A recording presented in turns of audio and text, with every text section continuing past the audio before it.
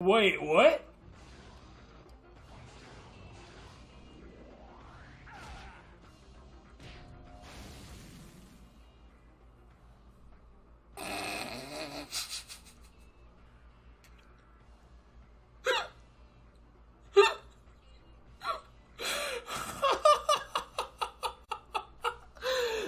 Oh my god!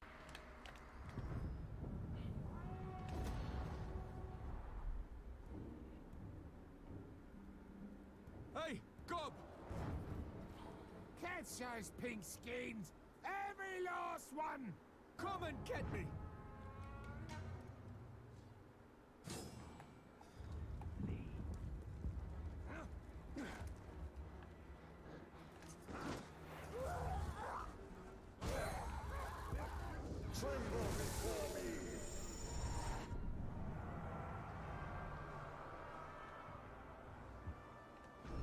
Sure. I don't know how that happened.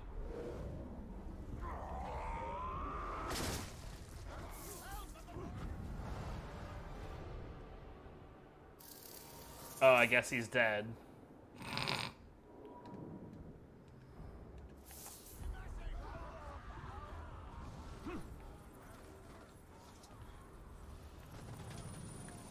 What the fuck?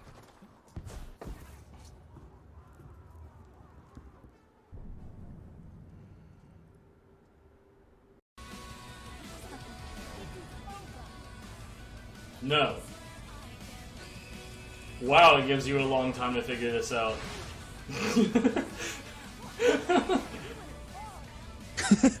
Oh, wow. Like, seriously, dude, press the button. She's slowly flying in the air. Oh, man.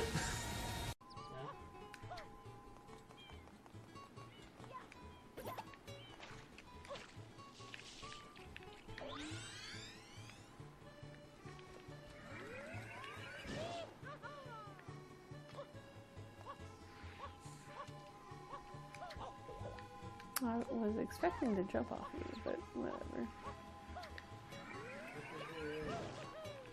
Give a second.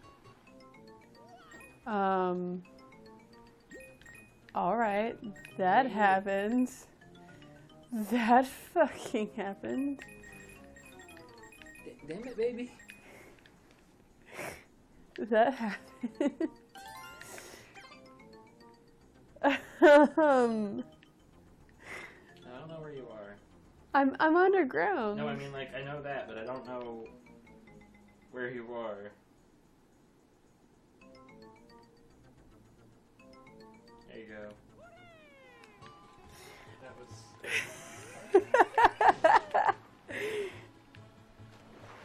Oh man, Super Mario Sunshine, though.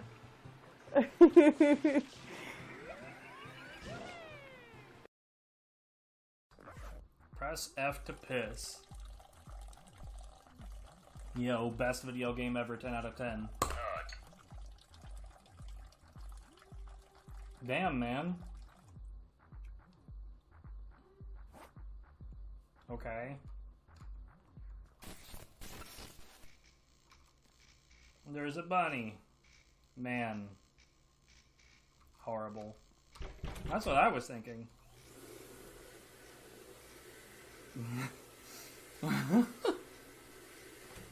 I think this is supposed to be creepy.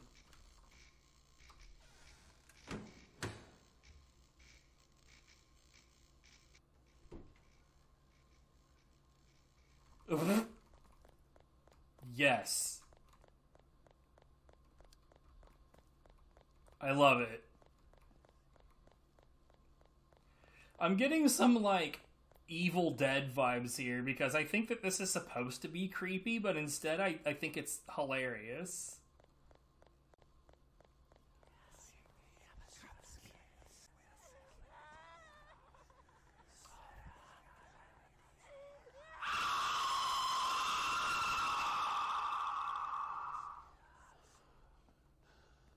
Yo, what's up, Bunnyman?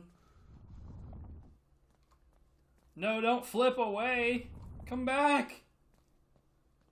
I need your acrobatics in my life.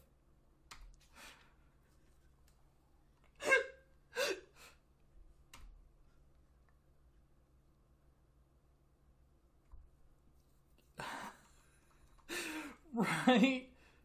Like I said, I'm pretty sure. What? Yo! Suddenly we fall out.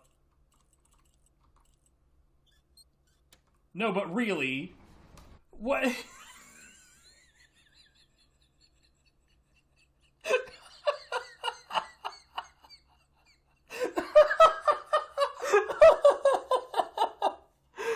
Oh my god, dude. Okay. I love this, but for none of the reasons that they designed it.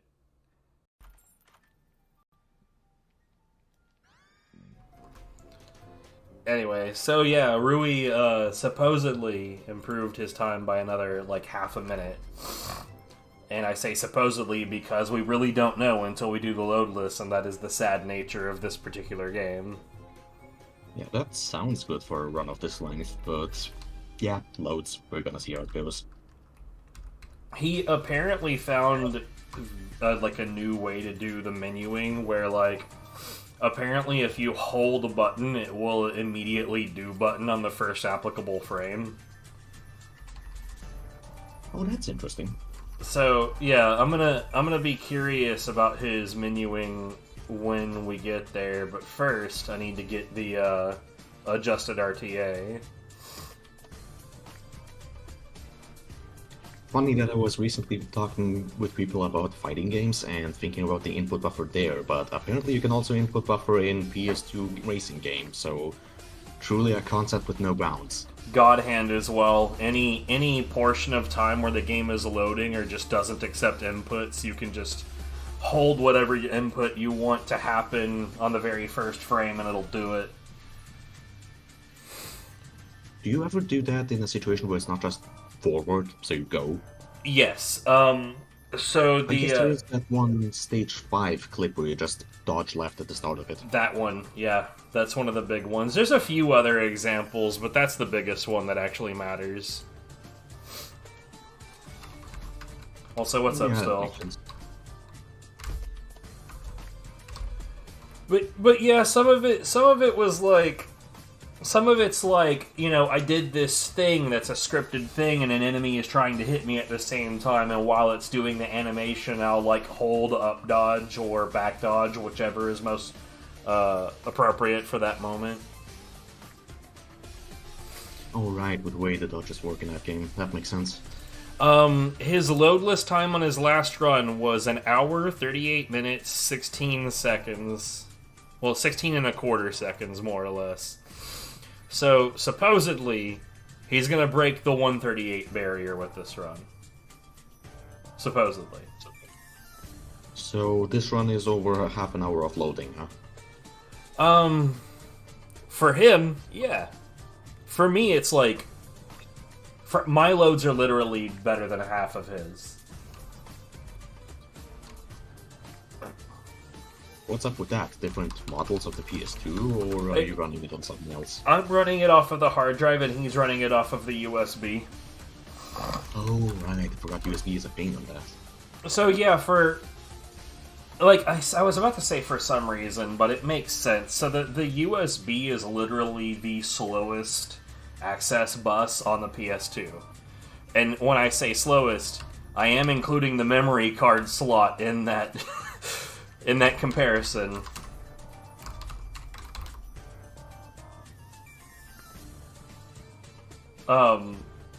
For instance, there is actually a method to load PlayStation 2 games from the memory card rather than the USB slot, and it is notably faster. It's also a really, really, really weird, fandangled, fucked up, crazy thing to put together. Doofenshmirtz, what's up? What's up, phone? What do you got? Nothing important. Ha! Serbian. He's definitely not Swedish.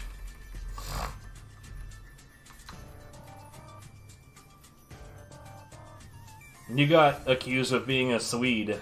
How do you respond? Considering what I've heard of Sweden, thank you. I have heard that Sweden is pretty dope. Yo, I'm gonna link you a music real quick, and I want to know what you think of it, because I like, while the original portion of the track is short, I think that this track is a fucking banger. Trying to remember the track name.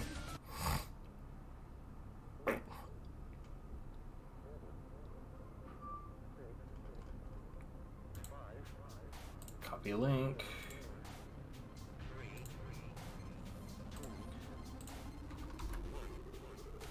Dude, I hate how YouTube produces gigantic links.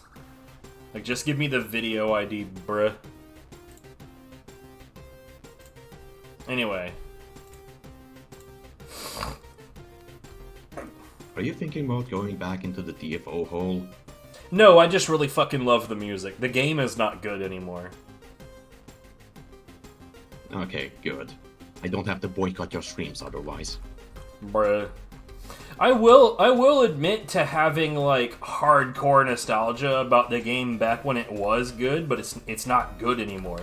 That'd be like me thinking, like, ah, man, maybe I'll just put up with Tripwire and play Killing Floor 2 because it's fun. No, it used to be fun. It's not fun anymore. They fucked it up.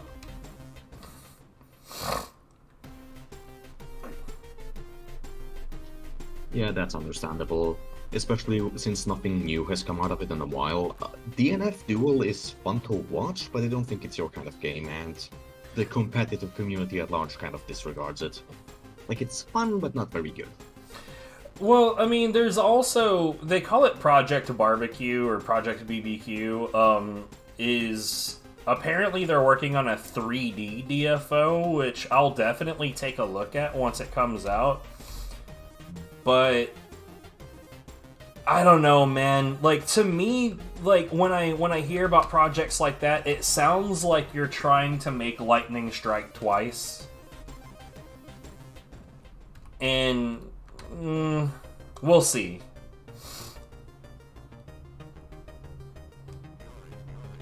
Yeah, they could nail it, they could not. I know what it's like to have followed a thing that just gradually got worse over time, and then they announce we're doing something new, and it's like, are you gonna go back to the stuff that made you good, or are you continuing with the pace you have been? Right, there's that too. So, like, like, old school DFO actually wanted you to play the game well, even in the early stages, whereas, like, now it's just like, hey, here are some stages that you can basically waltz past. Oh, and then there's the end game. The end game is the only thing that even vaguely resists your advances these days. It's like, Yeah, that's usually a bit of a tightrope, like, balancing act between be new person accessible versus be another snore. You definitely don't want to go the other way and make it like Destiny, where the Destiny 2 new player experience is horrendous nowadays. But really, how long does it take to get to the end game in DFO? so, the last time that I played it, even with the stages just kind of laying down, weeks.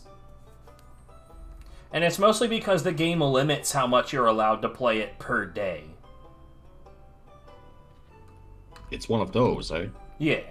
I mean, I honestly about that think one. it's a good idea, because even if you, like, if you were to make a new character right now and just gun it down as hard as you possibly can, it's still gonna be like 3.5 to 4 hours before you're completely out of juice on one character. And then if you're addicted enough, you can make another character and start that process over. So it's like, you really can just, like, crunch out whole ass days and be like, oh right, I forgot what the sun looks like.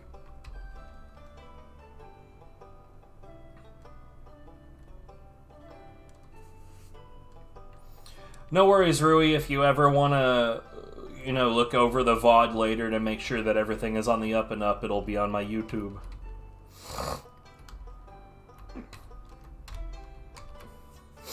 I'm missing stuff in the chat. It has been a while since the last moderation stream. Rui has been working on these kind of a lot, and I didn't want to clog up my stream pipes with nothing but video editing for weeks at a time. So I gave him a little while to put together an actually impressive PB. Cutting another half a minute at this point is pretty, like, raised eyebrow for me. Yeah, especially considering that these logo removal processes do take quite a while. Doing it every week when someone has improvements is just not humane. Right. I mean, like, on God Hand these days, I'm so damn used to it that I can crunch one out in, like, half an hour. It's not that big of a deal, but this... bruh. It's still gonna be at least 2 hours, right? I'm hoping for less than that. We're at the 15-minute mark since I went live. Yeah, like, a bit less than 2 hours, but then there's still later the rendering and things like that. Which is not an active process, but still takes up time. I don't think I bothered to render the last one. I don't know, we'll see. I thought you did it last time I was here for one of these, but it has been a while since then, so maybe I'm misremembering. Well, I say last time, I rendered it on stream, yeah. But that was the last time that I did a stream of it. Last time I did a load removal, I didn't do it live.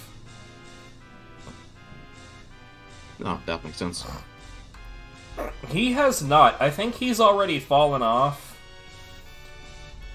Which is, by the way, another reason why I have not bent over backwards to find some way to make emulation acceptable for God Hand, because I know that all of the fuckwits that are screaming for it will do, like, 1 or 2 runs and then never be heard of again.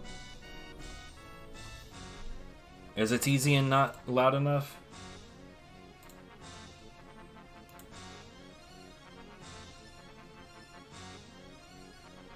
Here, we'll crank up to the normal of 100. You got me under 100. I'm offended. He hits the red when he's up to 100. It's fine. Yeah, we'll see what people say. We will have time to fiddle with audio. Yeah, there's like, Lei, she was in the call with us at one point. I love her, man, but she needs to get her microphone figured out.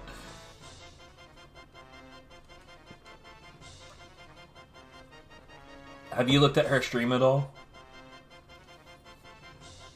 You would have to remind me who that is real quick. Was that the person who was here in the call last time we did this? I think so. 4-Leaf Clover in the Discord. Yeah, I think I idled a bit. I kept following this, but he kept doing things I didn't care about or had negative interest in, like Diablo, so it just didn't stick. Yep, that's her.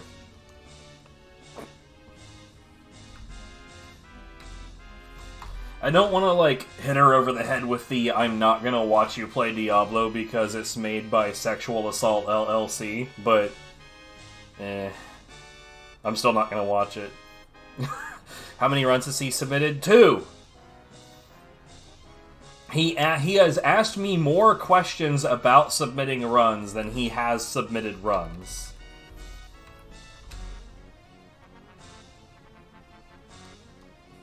I had somebody actually the other day asked me if I could add IL boards to Asura's Wrath, which I'm not opposed to doing, but like, okay, for anyone ever curious about picking up speedrunning shit, right? If you want to ask for a category that doesn't exist, the greatest motivating factor that you can give is to ask for the category while submitting a run.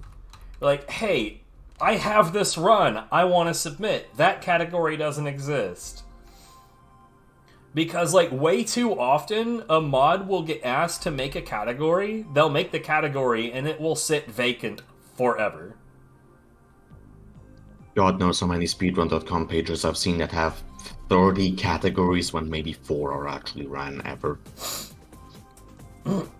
Yeah, God Hand suffers from that. Like, in my mind, if it's an official way to play the game, then it should have a board, whether it has times on it yet or not. But, like, I don't want to add challenge runs or like alternate ways of playing the game that are player created without something to put there first. Questions like what? Yeah. Bro, I don't even remember. I'd have to bring up my speedrun profile because he was DMing me on that.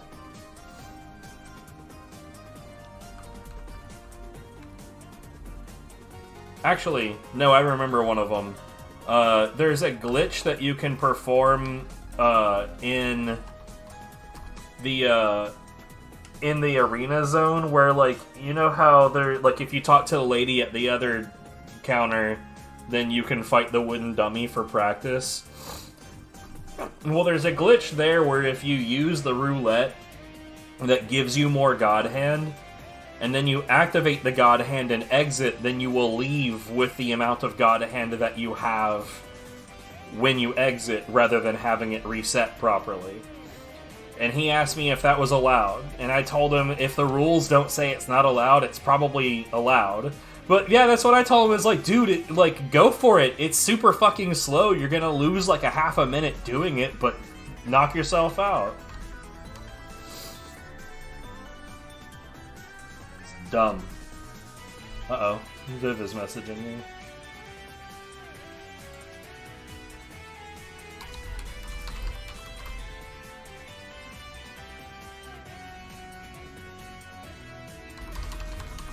Apparently we got paid a mystery amount.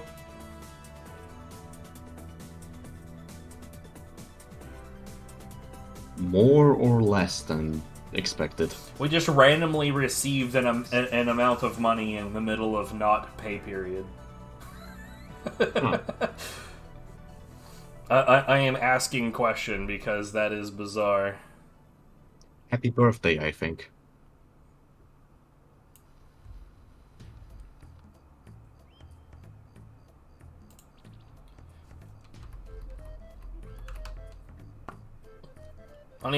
Honestly, as far as editing these runs goes, I really dislike the part that we're editing right now, is the licenses. Which is also, nobody likes doing this part either.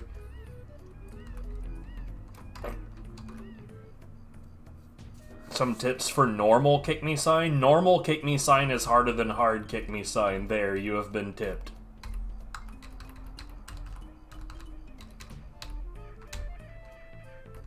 Longevity check. Oh, it's just a bonus. What?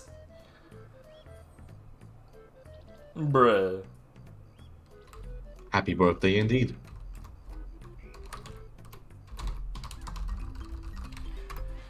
Hours made in the year multiplied by a certain amount. Anton wasn't sure. Anton's the guy who, like, basically he's the head foreman of the garage. I really like him. He's a very approachable dude.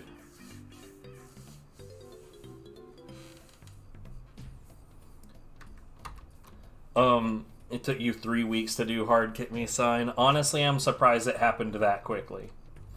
I've seen people spend literally over a week just trying to beat gold and silver.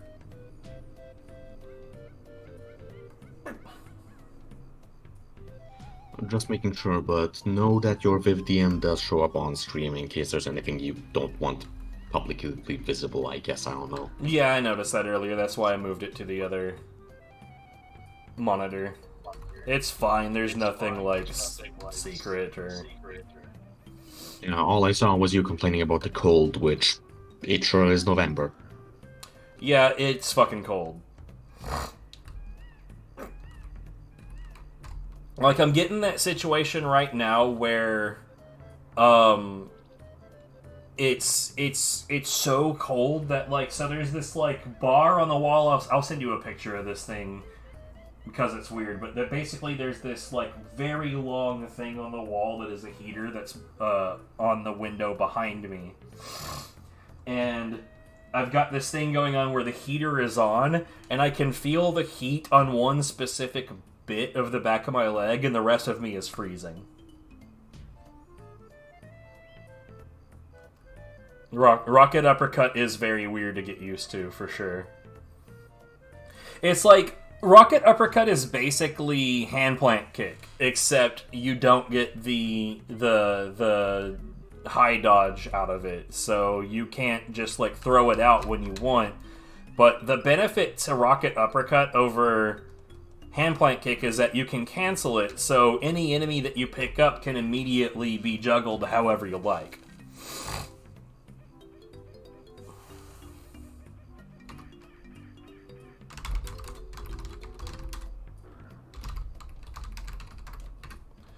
But at the same time, it is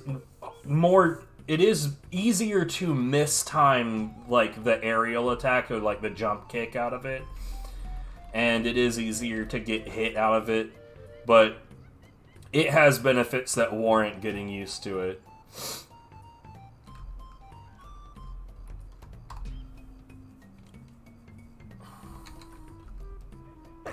Oh, we finally got Vivid Dashcam. It will be here on the 25th.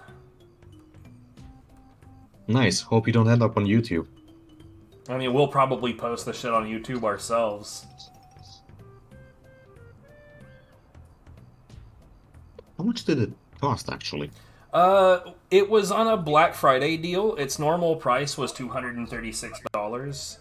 But on the Black Friday deal, it was $90 and like 76 cents, something like that. That's quite a discount, wow. Yeah. What can I say? Newegg is a really good website. But we also ordered a really high grade of 256 micro SD with it, and plus shipping. I think everything together was like 126. But yeah, that's still really fucking good. Yeah, no kidding. Especially because I know YouTube would have picked out a good one. I hope. You see, that's the thing. I've done research on dash cams in general, but like I still have been having a hard time finding what I really should be looking for. So I looked this one over and it sounds good, but it was cheap enough that like my brain was saying, so like if this one doesn't turn out great, then $90 is a relatively cheap lesson in a particularly expensive field. Yeah, not the worst way to learn what to look out for next time. Exactly. In fact, that's the same mindset that I had for my e-bike. It was $800, but I mean, the other like cheapest entries into the field were all like $1,400. So it's a mess, but it's the only way that you can really get into it. Also, what's up, Sade? I'm sorry, I totally spaced on the fact that you said hi.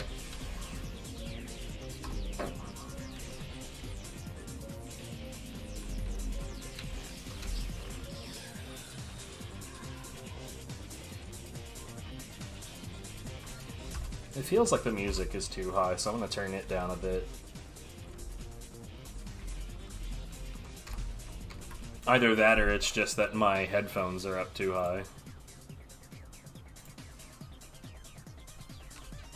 Chat will point it out if it's wrong. Meanwhile, I've got no music here, so I should actually, I don't know, put something onto my phone, I guess. Check out the track I just sent you, bro. I did, it was 50 seconds. Yeah, how'd you like it? I think it's a banger. Yeah, I think I'd probably like it more if I could also imagine the stage it goes along with, but it paints a pretty clear picture. Oh, it fits really fucking well. It's like a ruined desert town, covered in like, I don't know, evil black muck.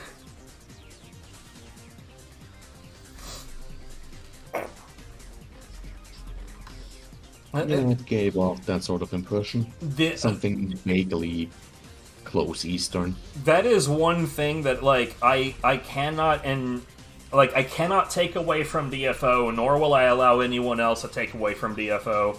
The music goes fucking hard. They spent a lot of money on like actual bands, actual orchestras, and they went hard trying to make sure that the music went hard, and they did a fucking great job.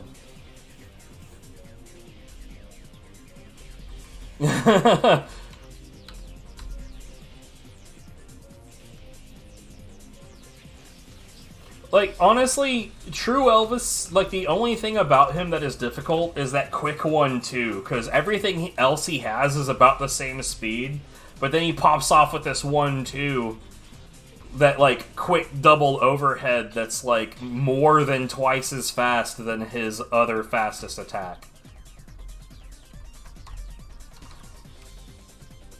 Outside of that, he's kind of a chump.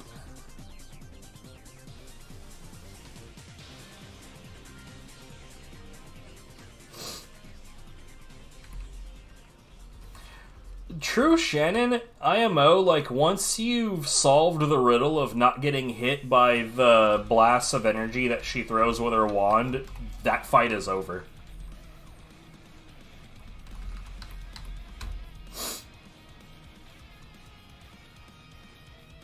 The main problem with True Shannon is whether or not the music will deal psychic damage to you. You don't want to listen to nya nya nya nya nya nya nya. I definitely don't. I honestly don't think that the track is bad. It's when it becomes repetitive, when it becomes difficult to handle. Meanwhile, I think it's bad and it lasts too long because the fight is too long.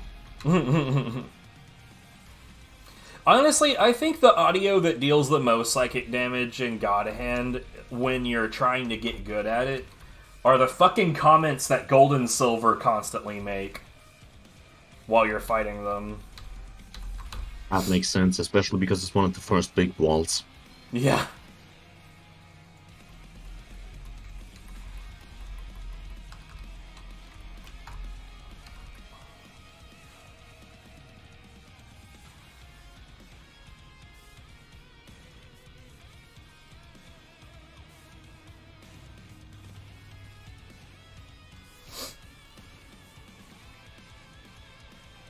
I mean, I know that there's two versions of Elvis's soundtrack, but now that you say that, I'm not sure. Like, see, okay, so this is kind of the peril of the speedrunner. When I'm playing God Hand, I almost never really get a chance to pay attention to the music. And that really, really sucks, because, like, okay, take for instance, one of my favorite game tracks of all time is Devil May Slide. That's Azel's first theme. I fucking love Devil May Slide. Having said that, when I'm playing God Hand, there's only two ways that this can go. Either the fight goes well and I barely get to hear any of it, or the fight goes badly and I'm kind of angry that I got to hear more of it. So I don't really ever get a chance to just sit there and enjoy the fact that I love that song. So you've kind of developed a Pavlovian response of you hear the middle part of the song and you start getting mad because it means something went wrong. More or less, yeah. A lot of speedrunning goes into, like, audio cues where, like, people know, yeah, that section took too long because I got to the third measure of the theme for it. Dude, Devil May Slay is so good. Dual Storm is okay, but Devil May Slay is so good. Which one is that again? Dual Storm is Azel's second theme. So you would only hear it in the campaign when you're fighting him at the top of the tower at the end of the game. Once you've gotten him halfway dead and he starts using the God Hand.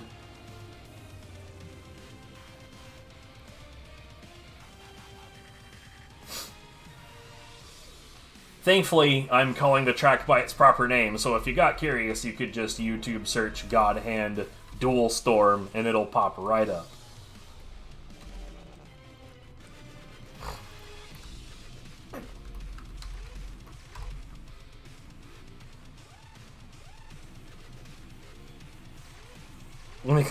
Fair enough, yeah.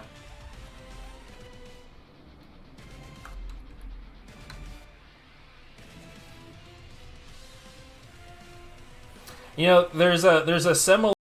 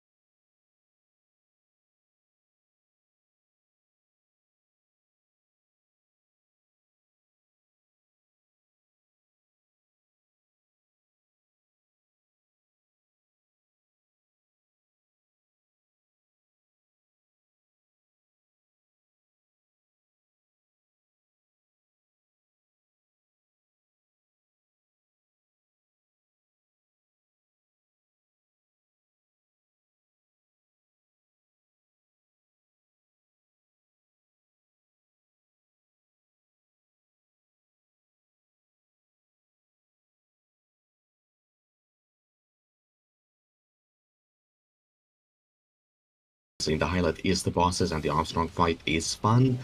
But everything, when it came to replays, everything else kind of felt like a fun tax on the way there, so I didn't replay it as much as I could have. A fun tax. Yes, it's not that interesting to get through that to get to the Armstrong fight. Like, what do you have in the meantime? Ray again? Oh boy, use 3 geckos. I don't want to. So, there is an easy new game leaderboard on the speedrun.com page for Metal Gear Rising now. And apparently one of the people that, like the top time on it right now, apparently he grinded it pretty hard. And my most recent PB in the category is from, like, I don't know, like 8 or 9 years ago. It's also, like, 9 minutes ahead. On an inferior platform. I don't know what to do with that information. Yo, what's up, Big Nose? I uploaded it to my channel because Mecha asked me to. And, like, I think I wrote on the title, like, world record, I guess. Nice. Because, like, I haven't fucked around with this for ages. But also, technically, there's a rule on the leaderboard that you have to start from a fresh file instead of just selecting new game. But, like, okay. So the only thing that changes is, you know, like, so we're out of the intro stage, right? And then, like, you kill the first group of enemies, and then it gives you that message that's like a Zandatsu, blah, blah, blah, the tutorial message. And then once you get past that first section of geckos, and you're about to fight Blade Wolf, you cross paths with the first, I guess, like, IR data or whatever, that little computer that you unlock the hologram missions with. Yeah. Well, it stops you there, and it gives you a tutorial message about that, too. Literally, just selecting new game instead of a fresh file, the only difference is it doesn't give you those tutorial messages. So, why the hell do they require a fresh file? That makes no sense. If I had to guess, because the first couple runs did that and they didn't want to invalidate them. I mean, like, that would be like me requiring someone make a whole new, fresh profile on Xbox Live to do Asura's Wrath runs. That's dumb. Because otherwise, so, like, Asura's Wrath at the scorecards, if you triggered an achievement during the stage, the scorecard actually has an extra page that comes up that tells you what achievements you unlocked. So, like, optimally, you will have them all unlocked already, so that card never appears.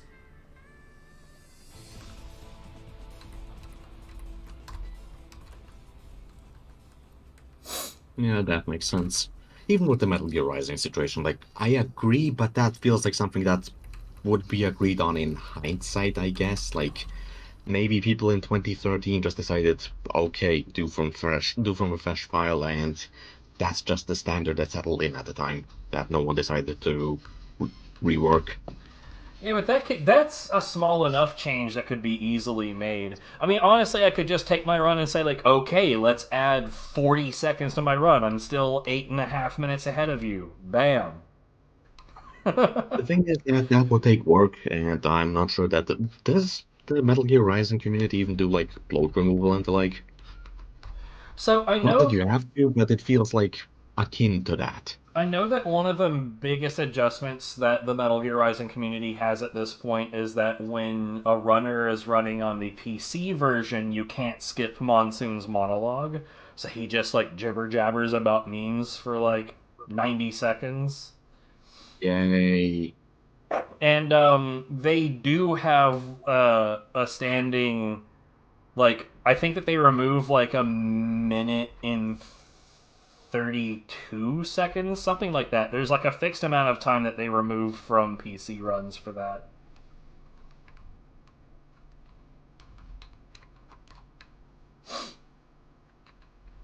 But from what I understand, the amount of time that they remove from PC runs assumes that you aren't God and you didn't pause the game at the exact perfect moment.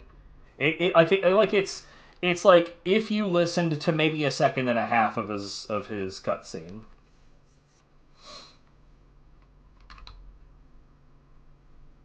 From what I remember. Anyway, as far as like, I know that the Metal Gear Rising community isn't the trash heap that it was when I originally chose not to involve myself with the actual leaderboard, but I don't know that it's good now. I just know it's not what it was.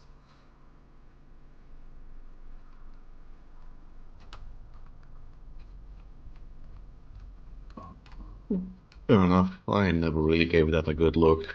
I just didn't like doing the run in the first place, and yeah, I heard some things that just made me think, I don't want to engage. I don't know what's going on here, but I'm better off without it. So bye. Big Nose, I don't really have a schedule. I just stream when I can, more or less. Yeah, so originally, okay, well, I mean, really all you need to know is originally General Beatrix, who is a misogynist, horrible piece of shit, and very egocentric, very much thinks he's better than everyone, horrible piece of shit, do not bother dealing with. Also Flicky, same kind of person. Um, and they were very much in control of things at the time. They're no longer really part of the picture, but these days, one of my biggest issues is that they consider DLC content to be valid for new game runs. And I hate that.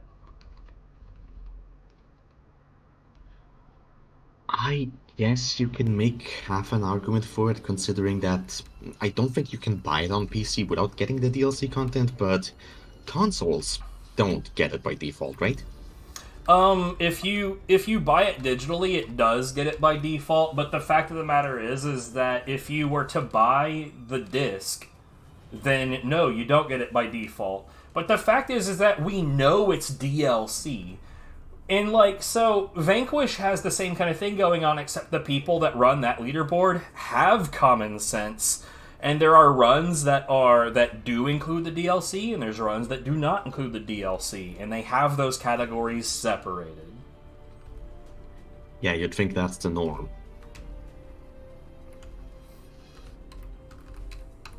But yeah, I hate that about Metal Gear Rising, and that's another funny thing. The top time on the leaderboard that's 9 minutes behind me does Out of Bounds and uses the DLC stuff, and they're still that far behind.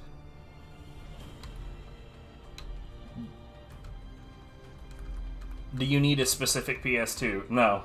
If it is a real PS2 and you have the game and you can play it, you are good to go. You can also play it on the PS3. Even though that's technically emulation, it is a officially offered form of playing the game, so it must be allowed. Yeah, loading speed or the like doesn't matter for God Hand because you're here to remove it. Yeet. Condolences. Is there any... You mean the latency? I don't know. PCSX2 is an inaccurate, horrible piece of shit that does not play God Hand accurately at all. So I don't really bother with it. You know, I noticed... It started to make sense to me that, like, with the fake footage that I've been noticing about certain aspects, like when they pretend that the lasers from the Mad Magic 5 are basically not there. I've noticed that when I watch people playing the game on emulator on Twitch, those hitboxes don't work very well. Like, they rarely hit you. Whereas on the PS2, that hitbox is massive.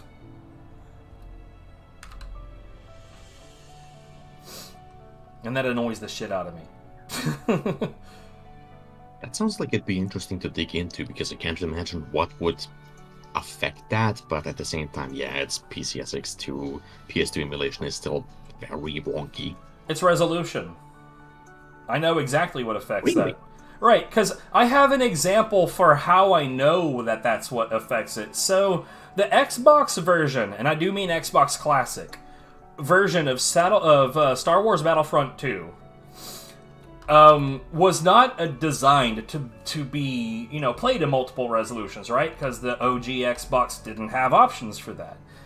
But it's backwards compatible, so then you bring it up to the 360 and you've got resolution options. Well, there are some resolution options that you can use that will, A, make the hitbox for headshots huge. Like, you shoot anywhere around the shoulder area, you're guaranteed to get headshots. Slight note, this is true for you as well, so you're gonna die a bunch. But there's also a resolution that you can choose where there is essentially no hitbox for headshots. So that's fun. Interesting. I imagine it's because the headbox just has a different form of scaling that once you start fucking with the resolution, that scaling doesn't quite adapt.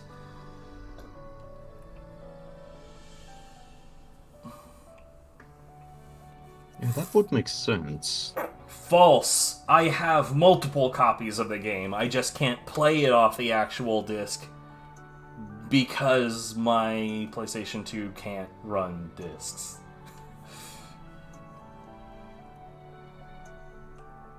I'm surprised that's your reason and not the fact that the disc... Who knows what that kind of shape that disc is in, considering how many hours you have in it. What shape it would be in? Yeah, So, laser burn or laser decay, I don't remember what the term is. Basically, every time that you use a disc, just the laser interacting with the surface of it burns it somewhat, and after a while it will decay, even if you take perfect care of that disc. So thankfully, my copies of God Hand are in essentially mint condition. Thankfully, my copies are unusable, but not because of wear and tear. Himself works for me. Like, when it comes to, like, preferred pronouns, I really don't have a preference. So long as I know you're referring to me and not being a dick about it, I really couldn't care less. Gender has never really been a factor of life that I thought was at all important. And those are some good dives. It's also generally safe to refer to basically anyone as them. It's neutral, you can just play it safe that way. Yeah. It's a habit I've come into. Yeah, they, them. It's good stuff. Lollipop Chainsaw's expensive now? Bro, what the fuck? I'm pretty sure that you can just download that off of the network, though, can't you? You got me curious now, hold on.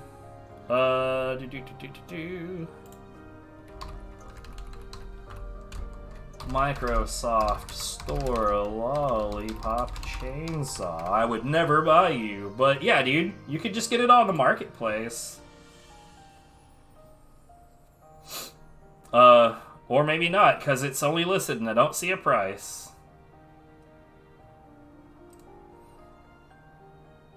It might be online downloadable. Backwards compatibility. Oh, apparently Lollipop Chainsaw was backwards compatible.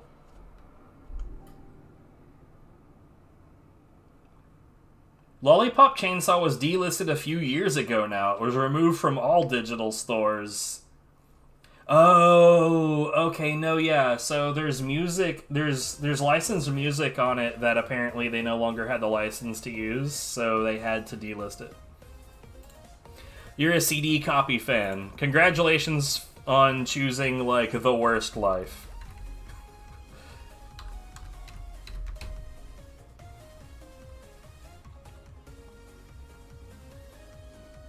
Preferring physical makes sense for modern games, but damn the retro game market. I don't even think it makes sense in that regard, because, like, Man, especially with all of our travel lately, can you imagine what a disaster it would have been me trying to lug all of these games around if I didn't have them just downloaded to my consoles? Most people aren't traveling around nearly as much as you are, but I'm told that physical is better for refunds and returns and the likes. I mean, that might be true, but why are you constantly buying shit that you need to return? I don't know. I mean, like, yeah, physical is better if you ever intend to potentially resell them, but I mean, I don't know, man. Digital is faster. I don't have to worry about keeping a physical copy in good condition. I don't have to worry about laser burn. I don't have to worry about the mechanics of my console continuing to work. The disk drive could already be broken in my Series X, and I probably won't know for ages. Man, that is fast. Look at that shit. Like, this is frame by frame. So he opens the shop. Jesus. That's crazy.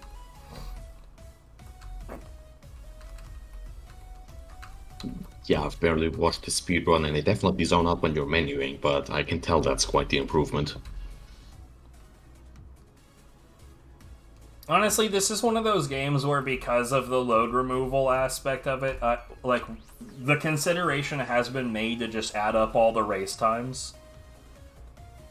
But, like, I don't know, man. Cutting out the menuing altogether from the final consideration seems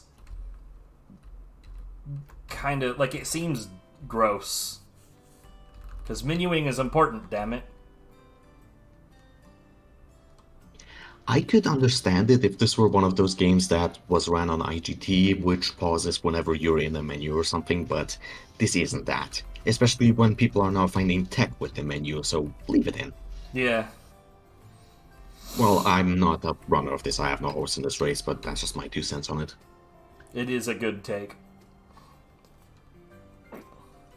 I know, I can tell because it agrees with you. Finding a God Hand copy is getting harder and harder, it's true. And what's more is it's getting more and more expensive. Though, apparently, the price of a new sealed copy is actually going down. Which sucks, because that means the value of mine is going down. As if you were ever gonna part with those. You were taking those to the grave, let's be honest. So, the one that's actually sealed, I have a red line. If it reaches $500, I'm selling it. Oh, really? Yeah. Fair enough. Wait, how many copies do you have again? I've got I've got 2 US copies, but one of them is sealed, never been opened.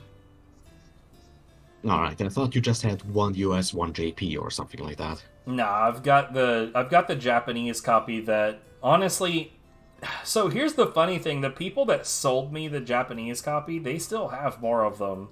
And if memory serves, it was sealed, so I might want to contact them and buy another, because it's still only like $35.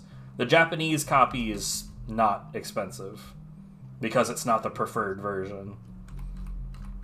That and JP games seem to just go for cheaper anyway. There's also the fact that, like, God Hand was actually marketed in Japan. And because it was actually marketed, it actually made sales. Because it made sales, there were multiple prints of the disc. Because there's multiple prints of the disc, there's a decent number of them. What's my friend's channel? Teasian1 on Twitch, but he does not stream. Yet. Yeah, I don't do anything with that. My only Twitch presence is this right here. Hello, I'm a parasite.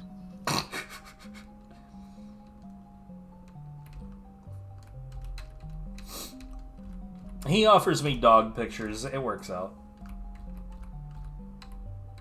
You're welcome, I think. Speaking of, I have one from today that I forgot to send it to the Discord. You sack of shit. I know. The nerve holding out on us.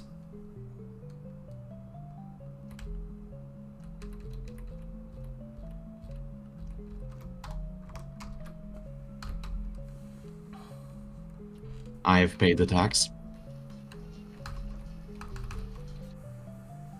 Doggo.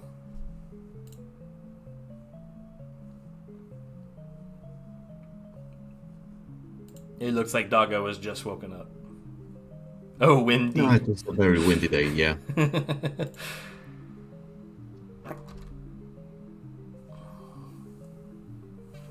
Cute videos of cats and dogs. Most of my photography involves like landscapes and whatnot. Cherish that friend unless they're spamming you. So, like, here's the thing. The best place for me to get good pictures of doggos around here are off-leash parks where I can just take a picture of the doggo that's running around on its own and not have to worry about asking the owner, do you mind me taking a picture of your dog? Because people get weirded out when you point a camera in their direction, having not communicated with them about that at all. But here's the problem. If you say to somebody, hey, can I take a picture of your dog? A very bad thing tends to happen.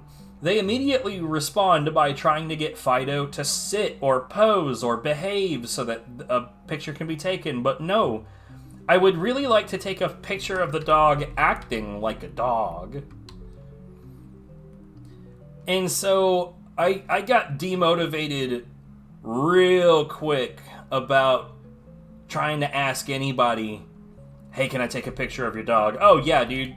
I'm very... Hold on. So, every image that I use for my background is something that I took. I took all these shots. I have a Flickr that I posted just so that people could be, you know, curious. Let's see. I could probably post that real quick.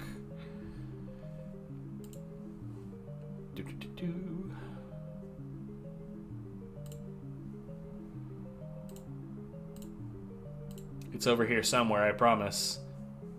You know what I've noticed about Flickr is that people that are trying to be like professional level photographers, they use way too many filters on their photo to like enhance them. I hate that shit. I'm gonna take a shot in the dark and guess that Flickr is a site for photographers to upload their stuff. Yeah, more or less.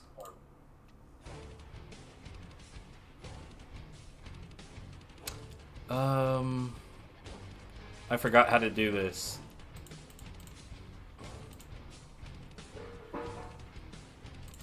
Sure, this is good enough.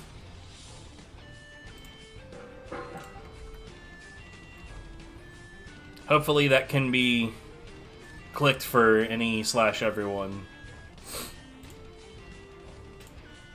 But yeah, that's all me photos. Yeah, the link works. Nice. I guess spider warning for some of them for people who really mind spiders. There's a lot of fucking spiders around here.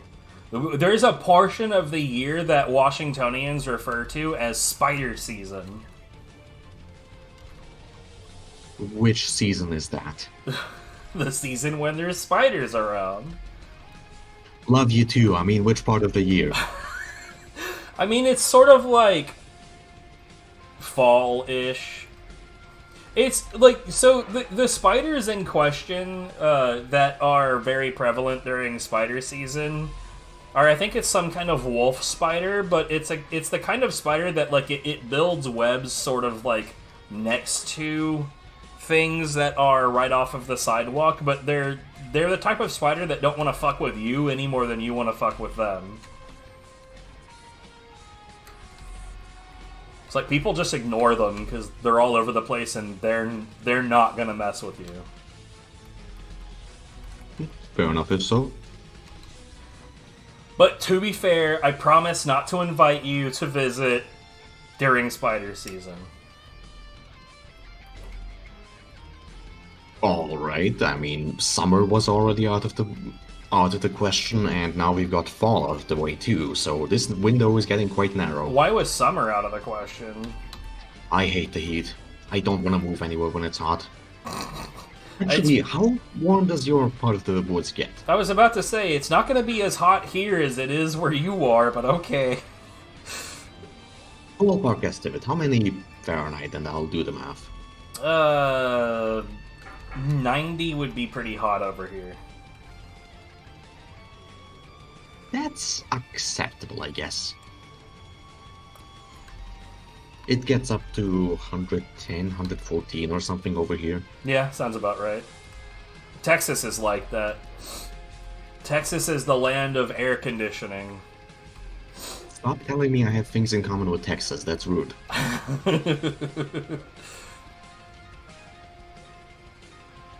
Look, the one thing that Texas has right is even, like, some people have, like, garden sheds that have fucking AC units on them. The one thing that Texas had right, according to you, is you, and you left. Not interested.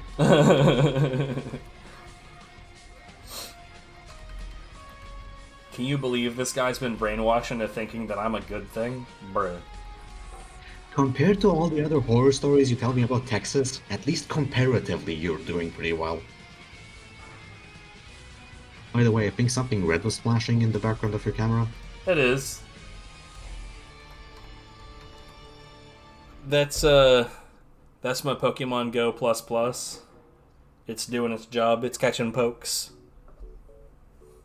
Oh, alright, I thought your phone was going berserk. I mean, technically, that is exactly what's happening, yeah. Well, sure, but if a phone was emitting that much light all the time, I would imagine your battery life is 10 minutes. Actually, for some reason, like, the battery on this thing is super tiny, but, man, it lasts a long time. Speaking of lasting a long time, I just noticed a message that I have to go do a phone call. Be right back. Okay. Deadpan is just a buffed grovel. Does Deadpan actually lower your level?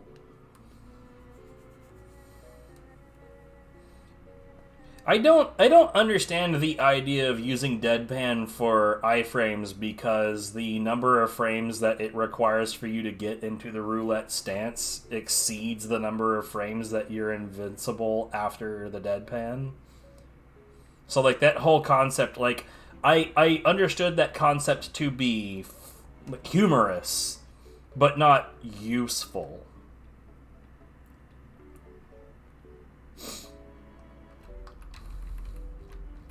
I do think it's funny how the Japanese are super, super convinced, or at least the Japanese game designers are very convinced that the Western market will not understand the pen thing. But, like, it's not that complicated. But then again, like, Sega didn't want to bring, like, Yakuza, Kenzen, and Ishin to the Western market because, like, okay, to be fair, the plot lines and the way that the characters interact with each other are steeped in, like, Japanese traditionalism from those eras. And they are correct in assuming that Americans would probably not understand a whole lot of that. But what they underestimate is that the games are about our favorite Yakuza characters being fucking samurai. That definitely bridges the gap. But the assumption was that the Western market wouldn't care for the game because they wouldn't understand it. But, like, you give us Kiryu with a fucking sword. Like, what do I need to understand? Slash, stab, kill, kill. Fun.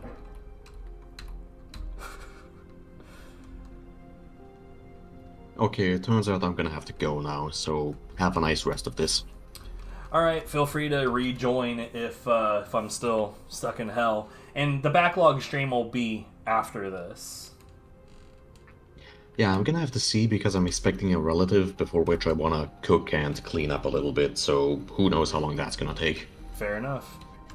Traffic is kind of a mess right now because we've got the agriculture people blocking certain parts of certain highways. Good luck. They're protesting for a cause that I'm sure makes sense, but highways. Yeah. Alright, well, take care and good luck. Later.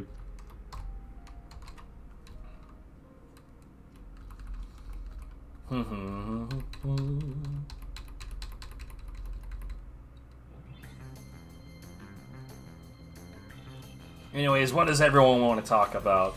Or are you all distracted with my super kick-ass photography?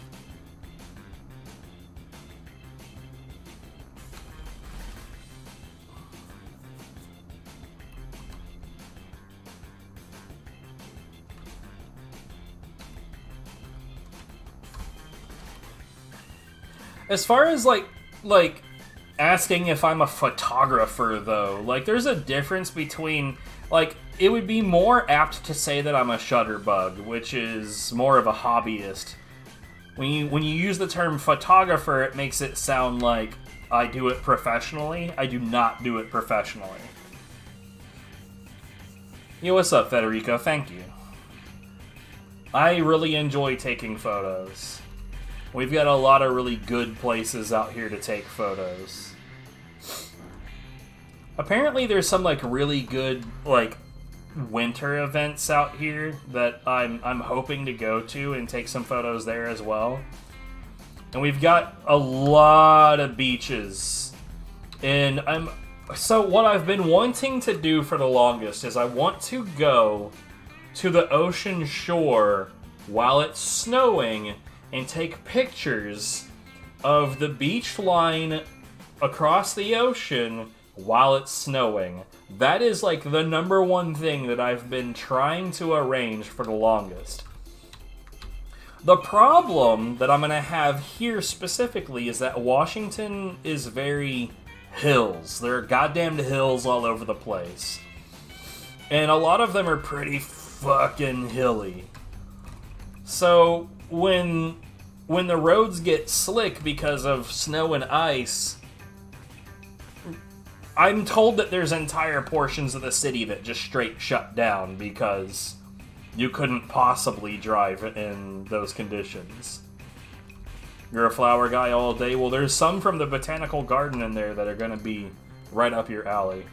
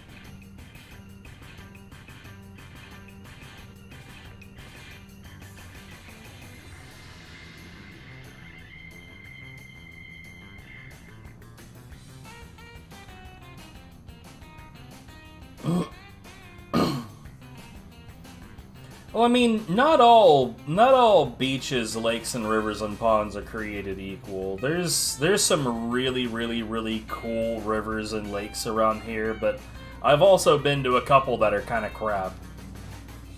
Like, Green Lake is a nice little area. I think it's near Capitol Hill. I say it's a nice little area. It depends on what part of the lake that you're around, but unfortunately, they have a lot of signs around Green Lake that warn you to please don't go in the water. Why? Because there's a specific type of orange algae that grows on the surface of it. And that algae is poisonous, and it will kill you. It will kill you dead. And so, because it's orange and you know it's poisonous, it's not hard to see it sort of like in the same light as a chemical spill, so just kind of looking at it is... ugh. But in certain parts of the season, when it's too cold to swim, that algae isn't growing, so it looks pretty nice during those parts of the season. But, like, it's funny because it's really clear that orange algae didn't used to be there. Like, just at all. It didn't used to grow there at all. And the reason that it's obvious that that's the case is because there is now a disused, like, diving platform.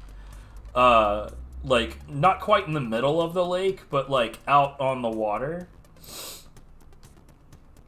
And it's interesting to see that there's old swimming facilities there that just can't be used anymore because during any portion of swimming season, there's poison algae now. I have no idea what caused it, don't ask me. But, like, there's an area near here called Juanita Beach Park. That place is fucking just, it's great. I love it. I love it there. And then there's, let's see, there's Denny Blaine. Denny Blaine Park and Beach is a clothing optional beach. And, yeah, that was actually a really, really, really fun experience. Viv and I went there and stripped down and had a good old time. It's very relaxing. Like, a lot of people that have never been to a nude beach just imagine it being like, oh my god, I don't know if I could ever do that. I think I would be too nervous. I think I would be too self-conscious. But, like, when you get there and you see that everybody's naked and no one gives a shit, it's a lot easier to just, like, get comfortable with the idea.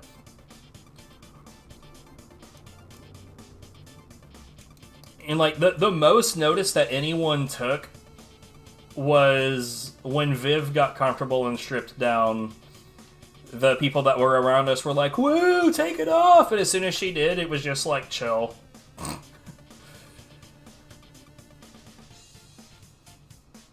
So yeah, that's a brief story of our nude beach experience. Which we're definitely going to do again next year. Probably multiple times, because it's just super relaxing.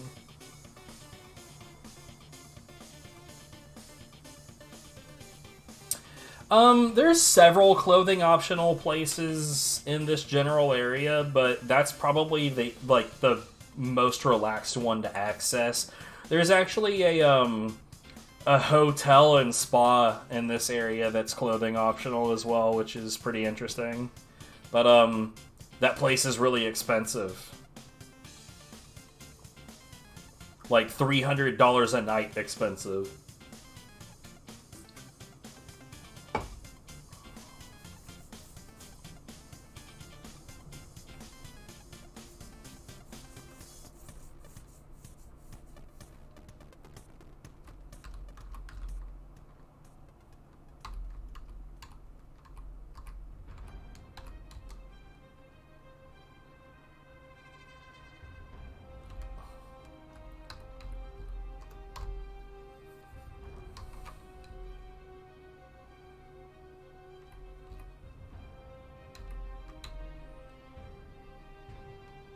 Hideout of Fear.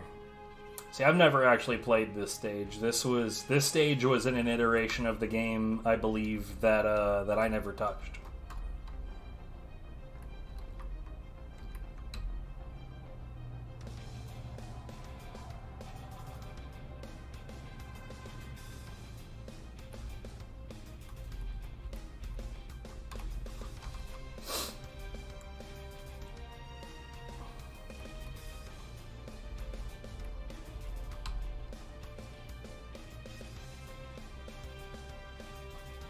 We've also got here, there's a couple of bridges that go across Wake Washington, and on both ends of both of those bridges there are what I think that they're referred to as overlook parks. And it's like this little park on a bridge that goes across the highway that the highway then goes across the water. So it's called an overlook park because when you're in that park you can see. Like, you look below and there's the highway, and you look further below and there's the water, and it's a really, really, really, really cool vantage point. And funny enough, even those are not made equal. Two of those were really cool places to take photos, but then one of them, the view is obstructed by a bunch of dumb shit.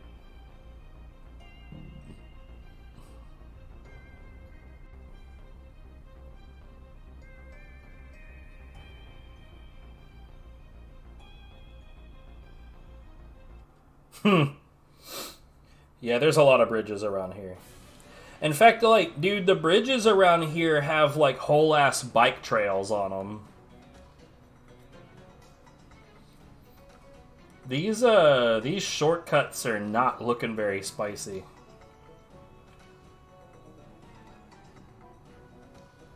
The dives earlier were good, but this shortcut is getting the better of him. Yeah, it's definitely getting the better of him.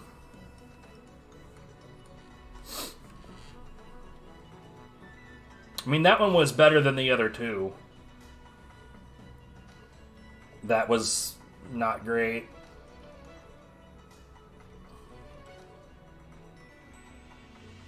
That was a lot better. Don't get it twisted. I'm not critiquing as though I'm perfect at these. I fuck these up too. I know what it looks like when it's good. That was a lot better. Especially considering his tires are thrashed right now. But his chassis is already, like...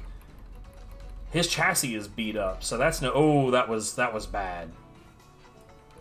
You know what makes this one bad, right? So he's going through here, and he collides with the wall right there. And that... Like, his speed still reads high, right? 263, except his speed is being directed the wrong direction. And now he's losing all that speed, and now we have to arrest that momentum that's in the wrong direction and redirect it this way, but also out of a turn. So it's a big loss. It's like on the previous go, he hit that back wall and it more or less pinballed him into the correct direction. In some cases, that's going to be as good as it's going to get.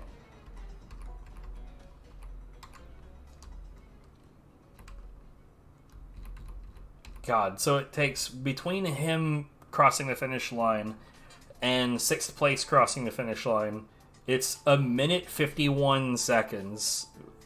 1 minute 51 and a half almost.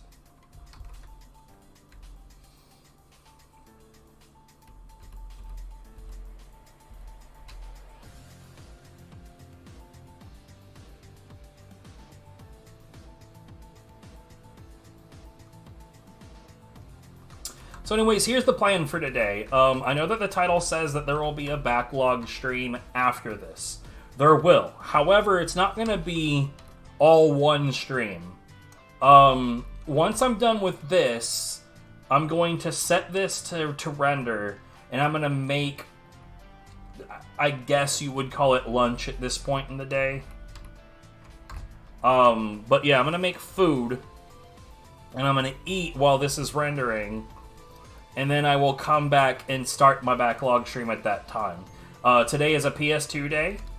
So, for anyone that hasn't been around during a backlog stream, which I imagine is all of you because it's been a very, very long time, let me show you what that is. So, this is my spreadsheet of all of the games that I have. I almost said of all the PlayStation 2 games I have. But of all the games that I have that mostly I haven't played. And what I used to do is I used to just play all of these games in order, but then I realized that, like, switching from console to PC to console to PC to console to PC, total pain in the ass. I no longer do that. Today is a PS2 day, so we'll only be doing these. I don't know how far we'll get in the list. It really depends. Usually I'm able to knock out, like, 12 games in a day. But yeah, that's what that's gonna be. And the idea is to try out as many games as I can and see which ones I do and don't like. And after that, you know, we'll start doing casual streams where I tackle the games that I decided that I enjoyed that didn't get completed.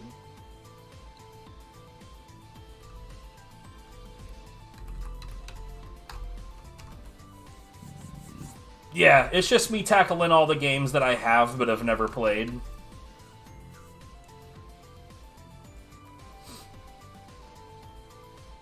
It's usually it's a pretty good time. Like, I'll admit beforehand, there's a chance that we're gonna play a game that you've heard of and that you like, and there's a pretty good chance I'm not gonna like it.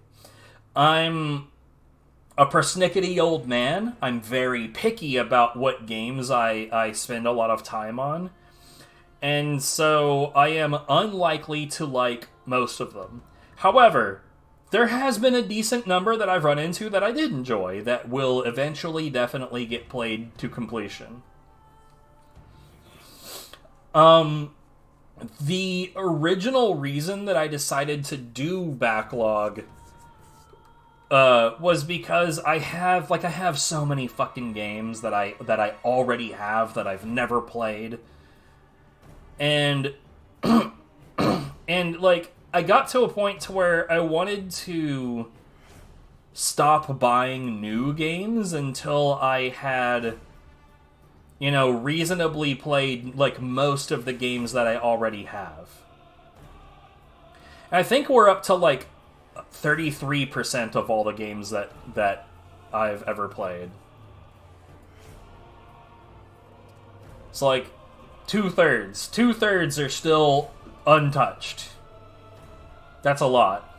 Granted, a decent number of those are like from Humble Bundles and things like that.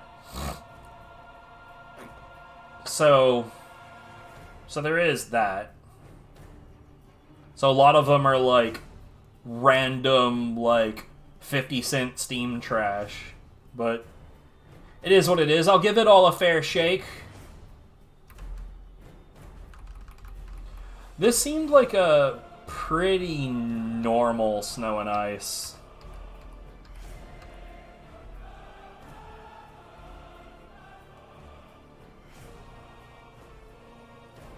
Which Yakuza? You gotta be more specific.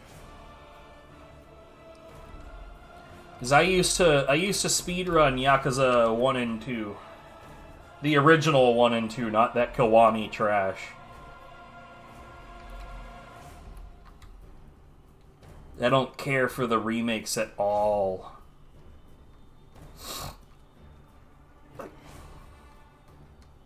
Yeah, dude, I definitely enjoy... I definitely enjoy the original Yakuza, but I haven't played it in a long time. Like, I got myself, especially since Tapioca's been derusting Yakuza 1... Like, I watch him play, and it makes me think of possible optimizations. And because of that, it makes me want to play the game again. But then I'm like, I don't know, man. Do I want to play again? Maybe I do. Now, when you say Blood Rain, are you talking about the first one or the second one? Because I could not stand the first game at all. I tried to enjoy it, and I couldn't.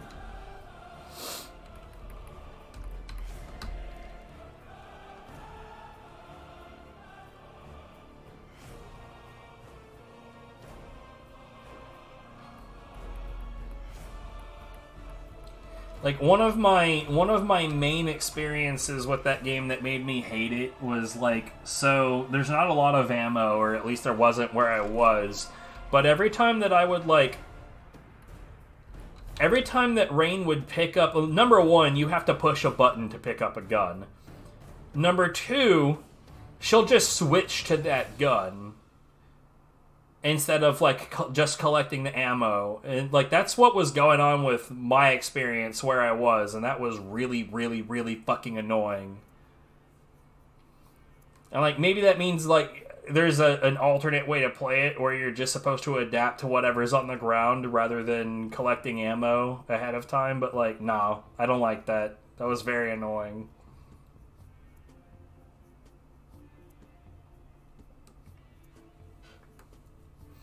Well, this is another reason that his time is very beatable, because the shortcut here does... Oh, yuck, dude, that sucks. The shortcut here does save, like, maybe a second. It's really easy to fuck it up and lose a whole lot more than that, though. So that's why he doesn't do it. But yeah, the rooftop, this is almost RNG. It's really not RNG, but it may as well be, because, like, you exit the ramp, you just happen to hit one of the lips of the roof just wrong, and it, like, it just stops you. And it's so shitty when it happens. Because there's nothing you can really do about it. There's no way that you can know right off the top where you're going to land on this rooftop.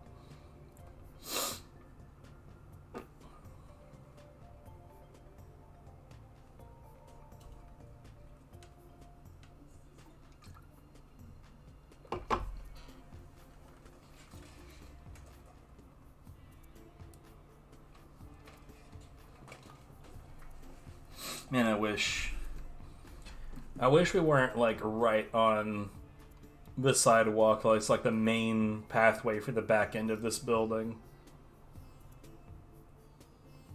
Here, you know what? Let's extend this down.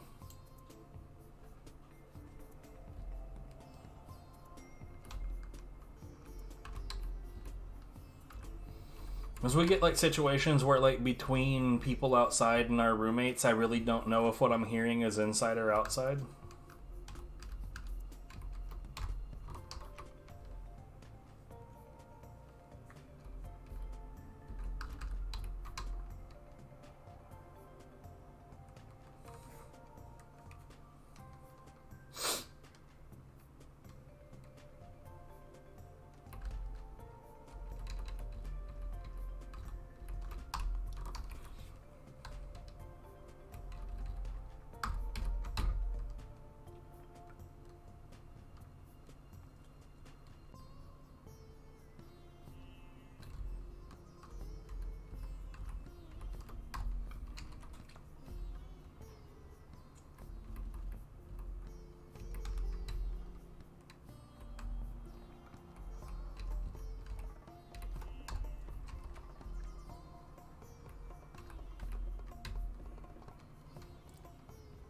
But yeah, Yakuza 1 and 2 are two of the games where I did quite a bit of damage to how the games are run today.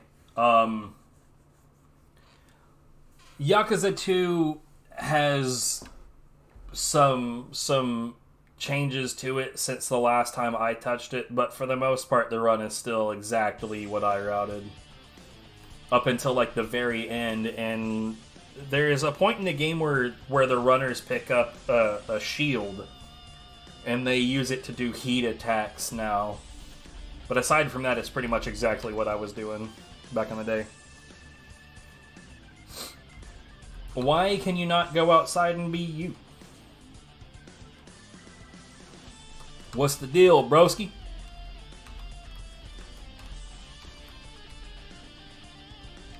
Are we talking about, like, social anxiety, or are you experiencing health issues? Like, what's going on?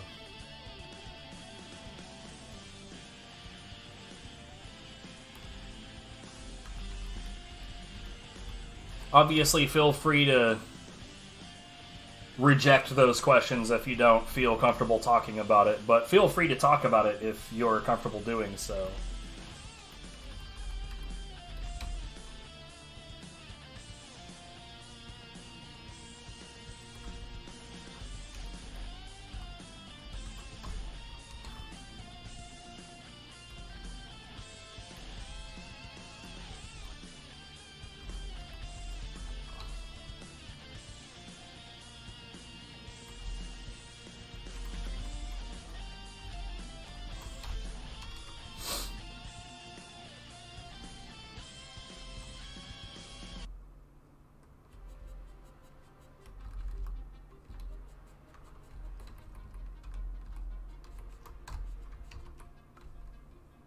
Outside the battlements.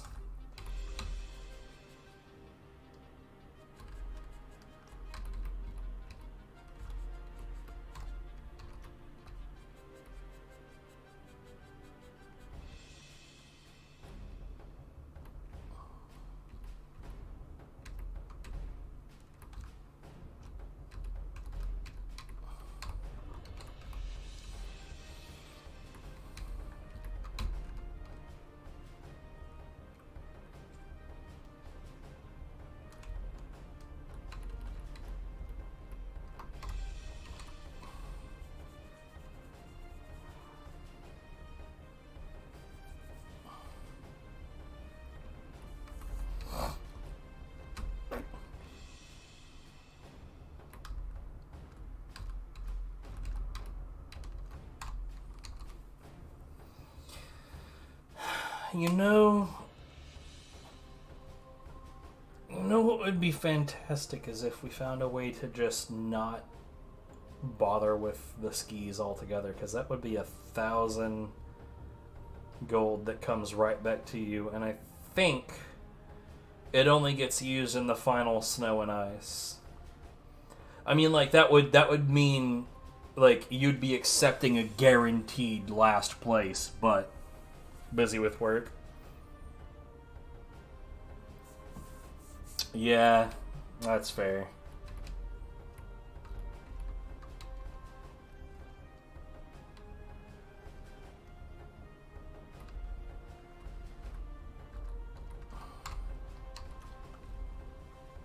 I wonder how much time you would lose. Probably fucking lots of it.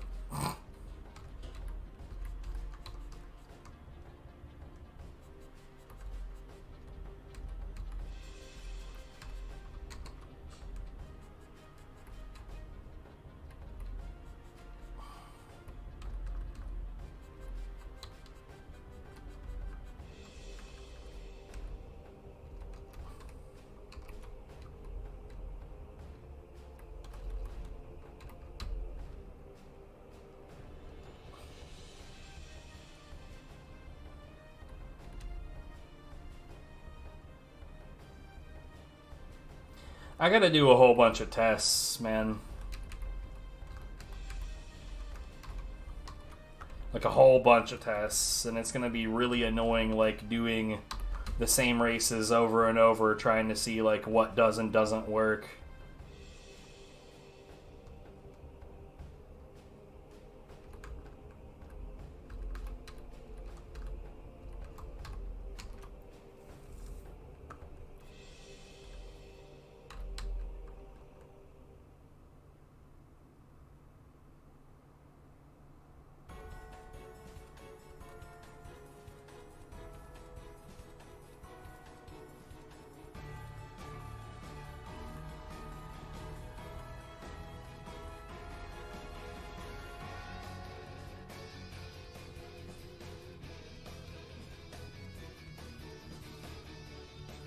That was a good way to handle the ruins. I'll see. Like, I used to have a really, really, really good strategy for going through the right side of these ruins, and then, I don't know what happened. Like I forgot it, and I can't seem to figure it out again.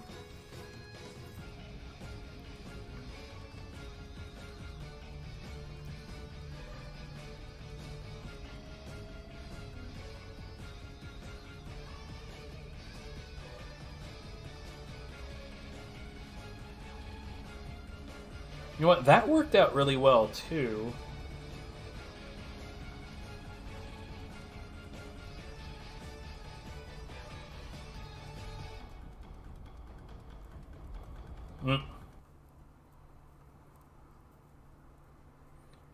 Your motorcycle? Because when you say bike and driving, my thought is motorcycle.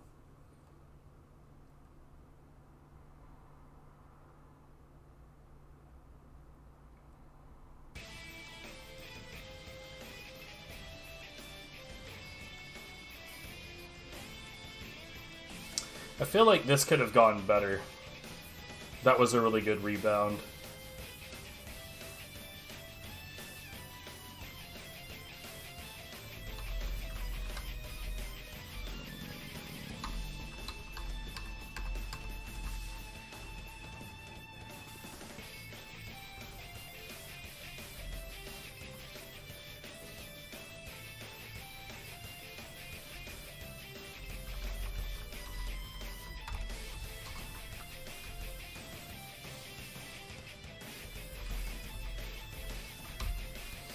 Okay, I have to step away from it and take a bathroom break.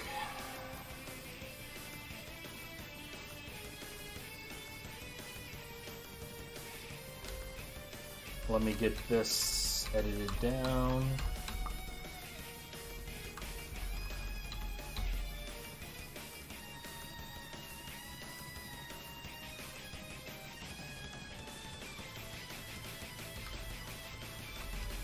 We'll get to the start of the next race.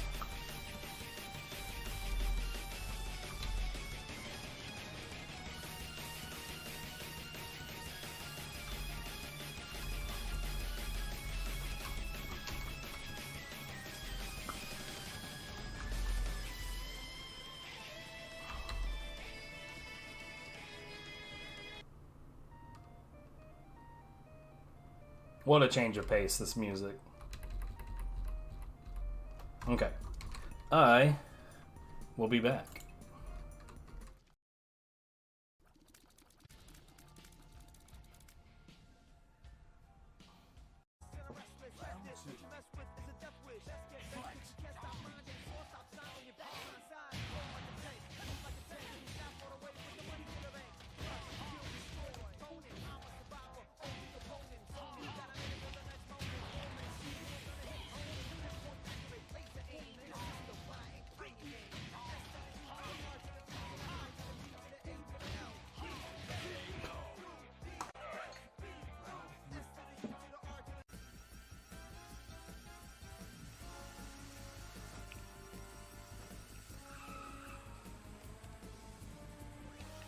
What?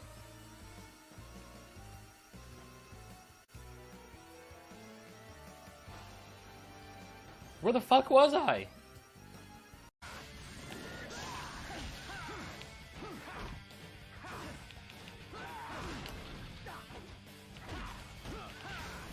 Oh, nice. What?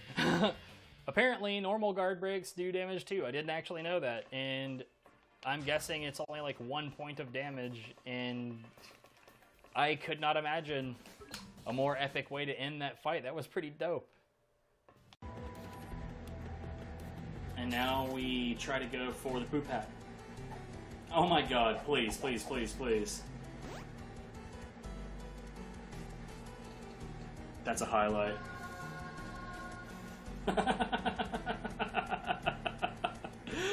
Oh, wow.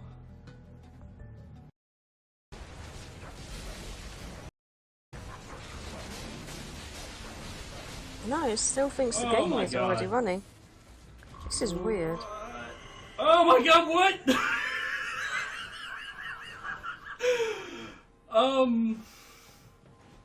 Sure. Alright. Yeah. Okay. According to what I have here,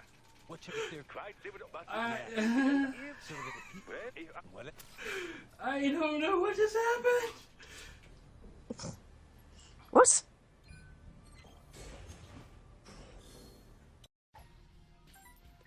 I legit feel super sorry for Hush right now.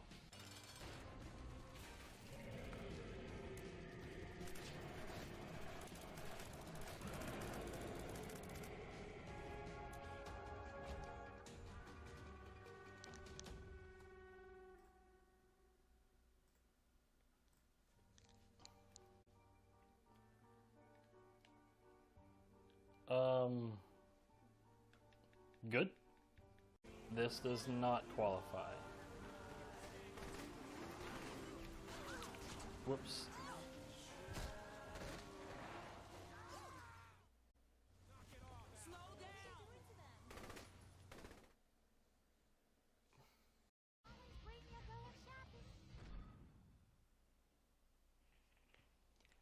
Custom playlists, really?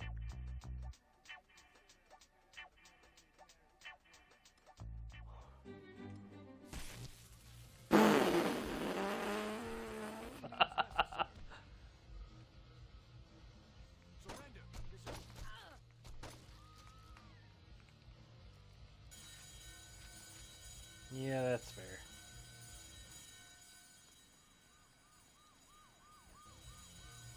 What?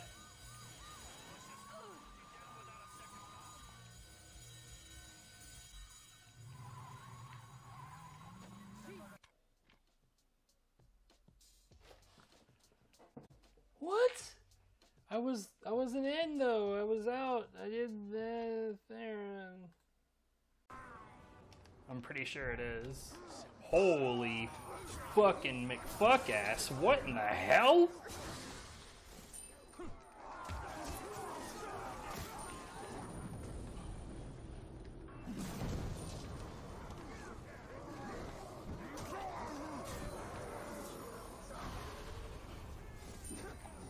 Dude, what did I walk in on?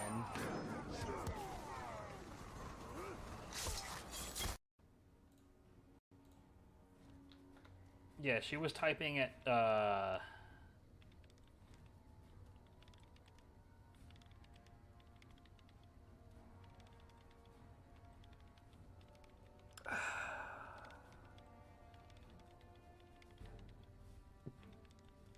And she's looking me dead in the face while she does it. Or do you always look like that?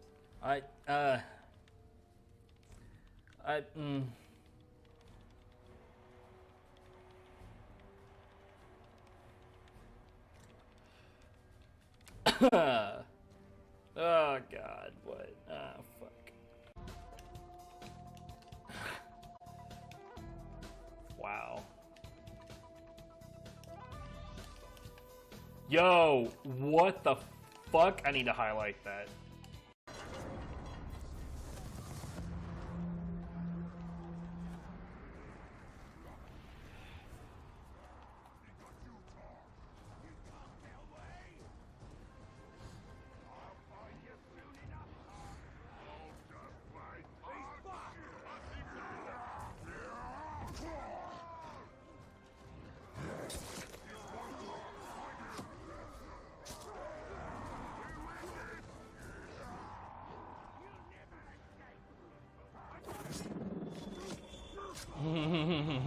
You're kidding me. What?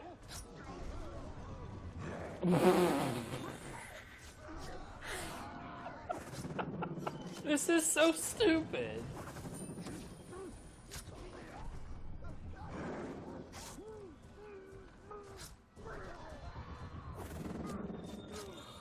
I hate this game. Well, there goes one of the big guys.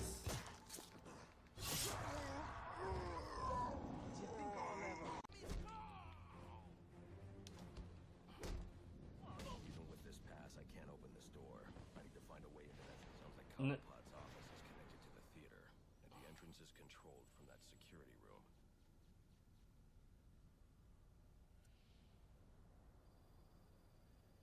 room. Batman does not kill. Ever.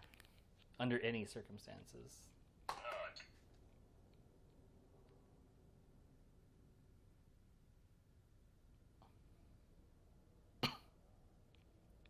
The game is really struggling to find a position that makes sense for this guy's model. It's just not happening. What is your... He was in the polls when I countered him, and the counter knocked him out, and we're okay. Even the model for his shoe is like bent the fuck out of... Look at this shoe. I don't want to leave.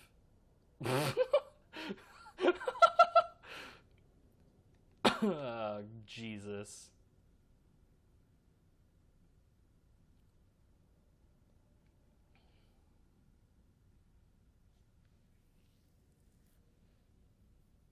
This is fucking perfect. No, I mean, okay, so this is probably the most sloppily put together Batman Arkham game, but honestly, funny enough, that makes this my favorite Batman Arkham game.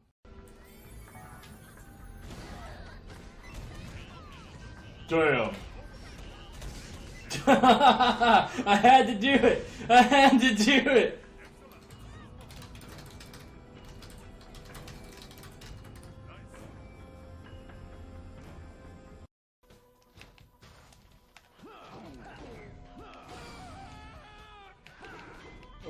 What?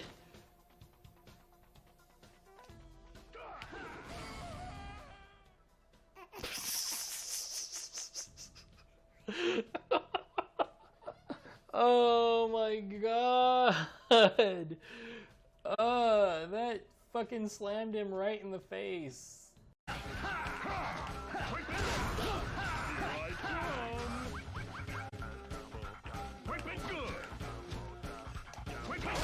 Can't say I've ever seen that happen before.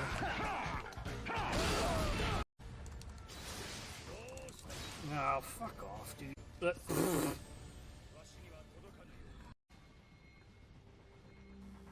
I'm not entirely sure how I'm supposed to get up there. More to deal with.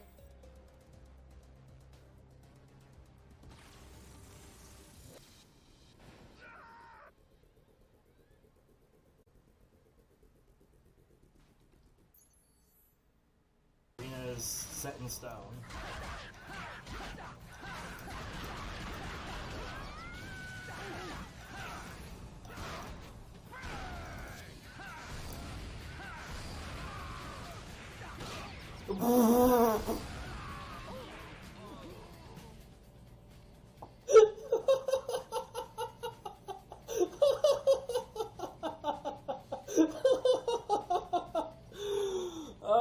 Bruh!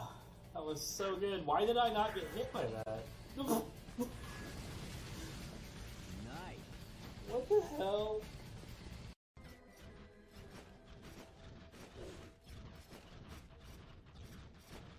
Yo, how did I not get hit? How did that not hit me? That's some bullshit. I just like cheated the system.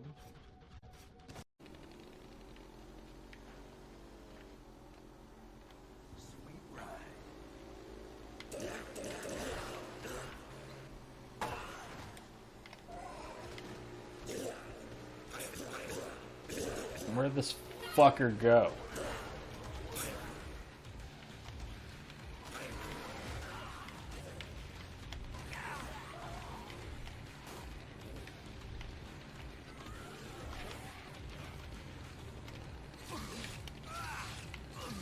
Really?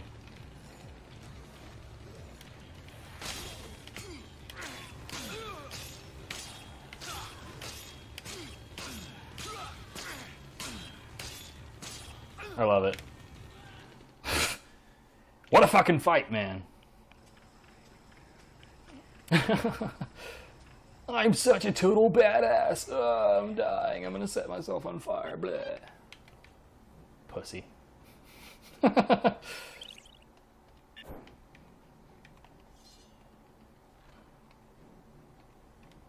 I know, right? What a fucking fight.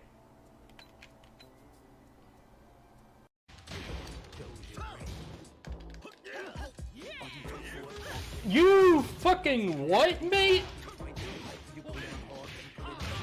No. No, no, no, no, no, no, no. Super extra ultra no. What the fuck?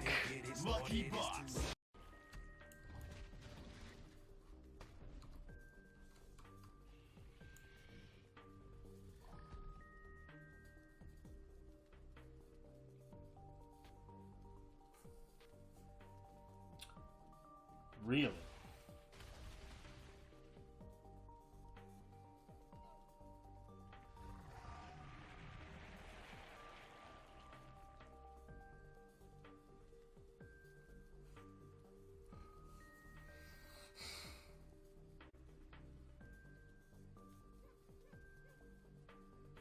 This is such a well-made boss.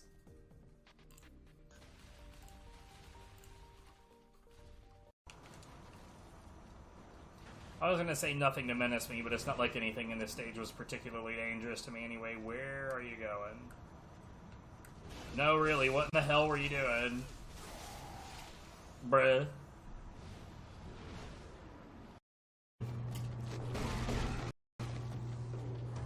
No.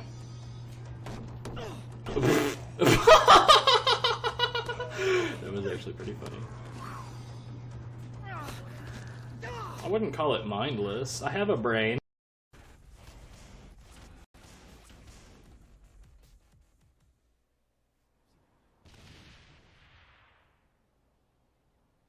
She has a rocket stuck to her hand. She has a rocket stuck to her hand.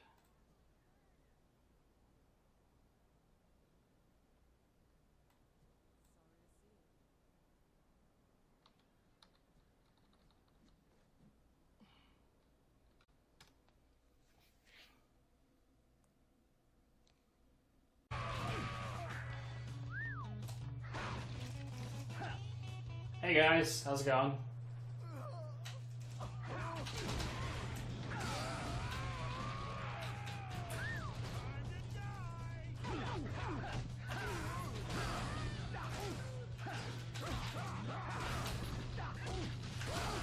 Oh shit! That was something.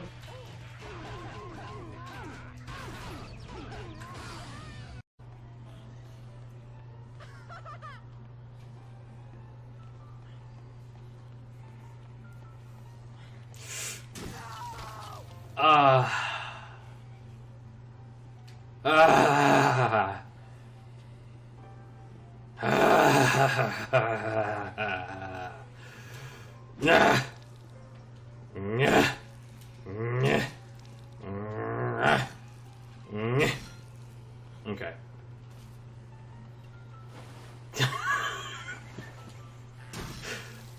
Wait, that's not what you're supposed to do? My bad.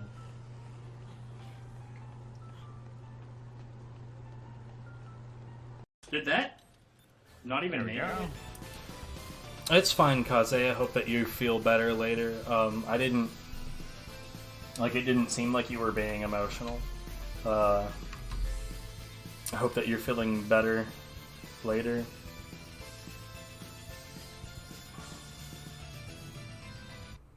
Like, emotional is definitely something that I don't mind to hear. If someone ever wants to discuss their mental health here, feel absolutely free to do so.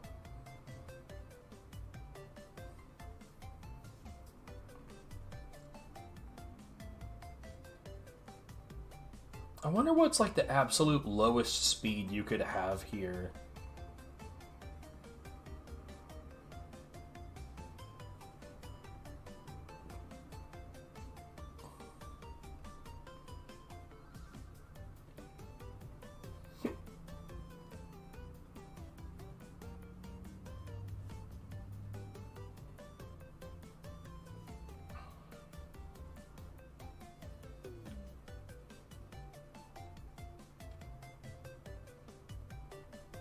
I also need to figure out, like,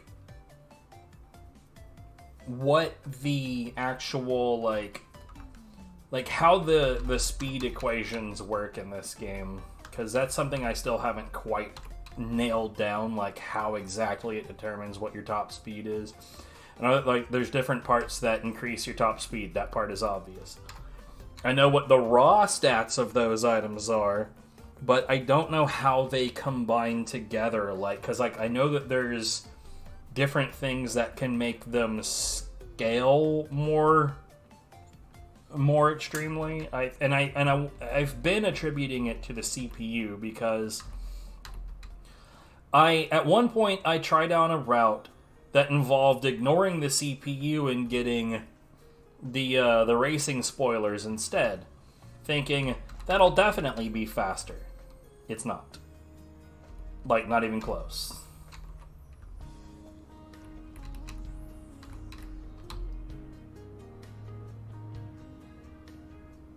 And I think it's because the CPU and the transmission have a relationship.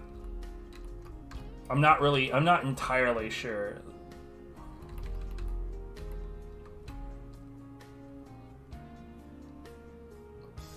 Probably what I'll start doing, what I could do is start combining different like single different parts and see if their total speed increase is what would be expected from them versus like, because, like, you know, if their accumulated top speed is linear, then it's not any different than what would be normally expected. I don't know if I'm verbalizing this worth a shit, but I do definitely need to do some testing because that will have a big impact on, like, what I get and how it's applied.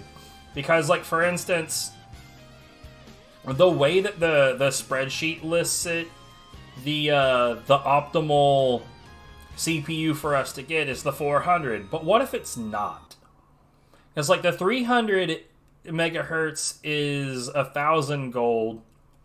The 400 megahertz is 1,500 gold. And for its standalone speed value,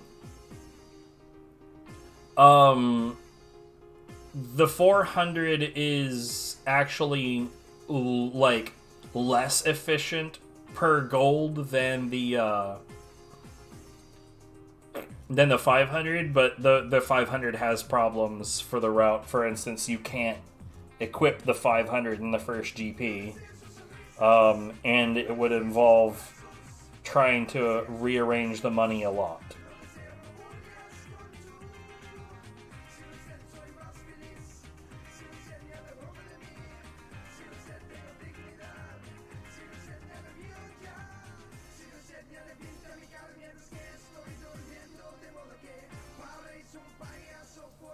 But at any rate, I feel reasonably certain that it's just straight up the CPU relationship with the other parts.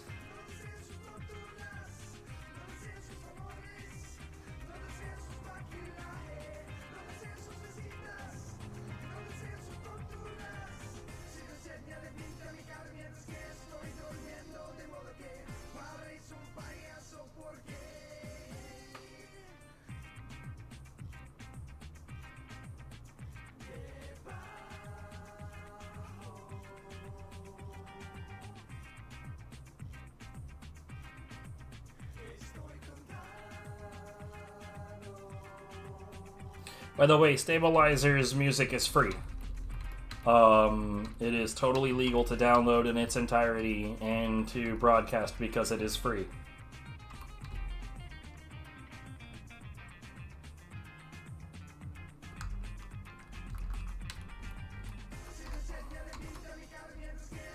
So, they also dabble in a lot of different genres, so if you ever hear anything Stabilizer on this channel that you're like, that sounds like a jam, go ahead and get their albums. Project Red and A Fuse Slowly Burning are their two albums. It'd be real cool if there were more albums. I don't know if there are. There might be. I haven't been able to check in a long, long time.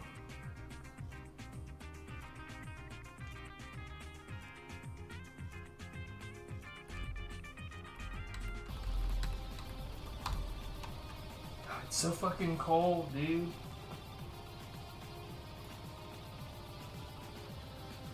I need heat.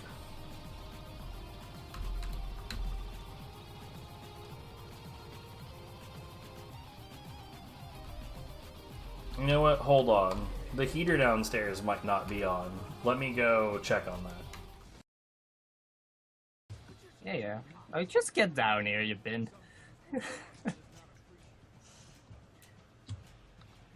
There we go. Oh, I guess I missed both of those items. Do I have nano paste yet? I don't. Because I just jumped over it.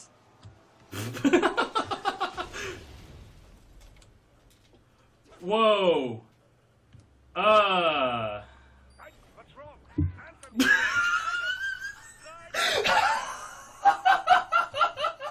Alright, now you've got me curious. What the hell's going on? What the fuck? Are you guys in it? So much for conversation, Skip. Where the fuck am I? I jumped through the door, I guess, before it loaded the subway area. Okay. So now the heater is on downstairs. Hopefully that will help. God, it's fucking cold.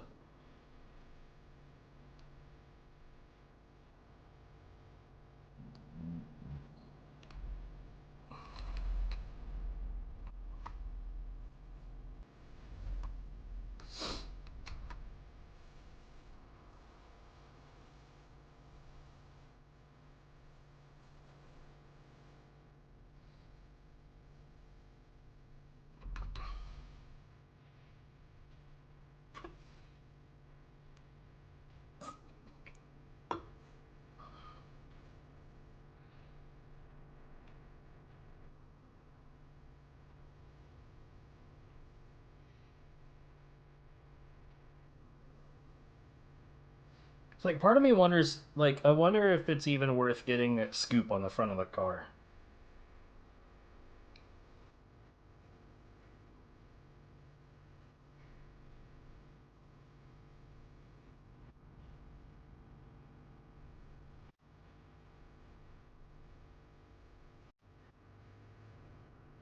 Oh, that was bad.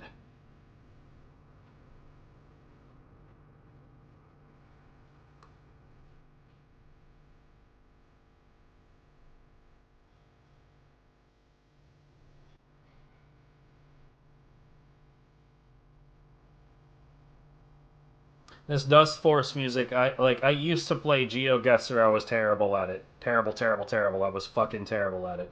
But I used to play GeoGuessr, and this Dust Force music was like one of my top soundtracks for GeoGuessing. For GeoGuessr specifically, I was mostly looking for like calm, relaxing tracks. Yo, thank you, thank you. It took a long time to get to the level that I'm at. Honestly, though, after like 20,000 hours, you would hope that somebody would be at a pretty high level.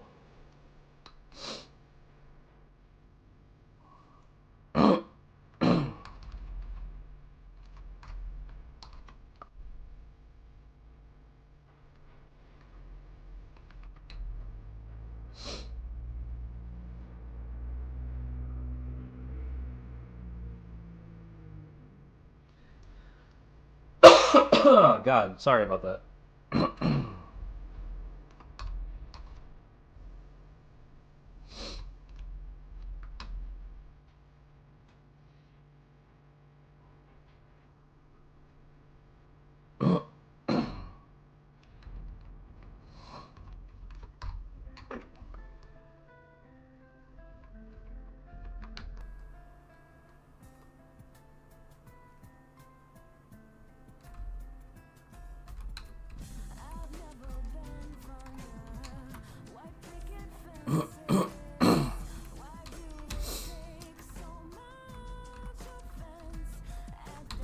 So how's you doing? I presume that you found my my speed runs. I need to do more runs, to be honest. Like, I haven't been doing enough God Hand Fasts. And the last one was just so that the other dude wouldn't have a free world record.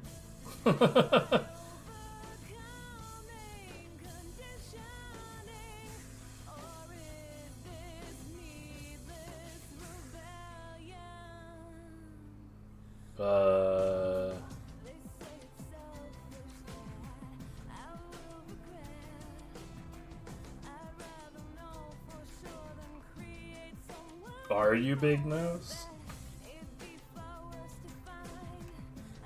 Because if you're not, then I'm not going to call you that.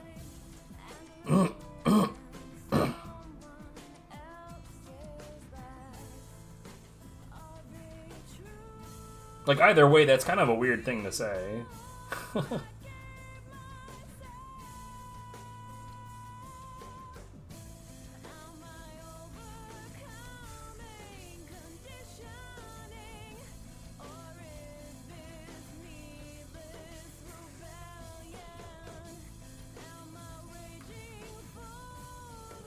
It's 108 in the water, down to as low as 97.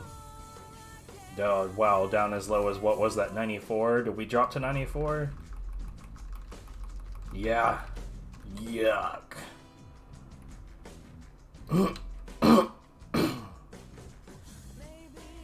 Part of me does wonder about, like, trading up to the 3,000. How much does a 3,000 cost?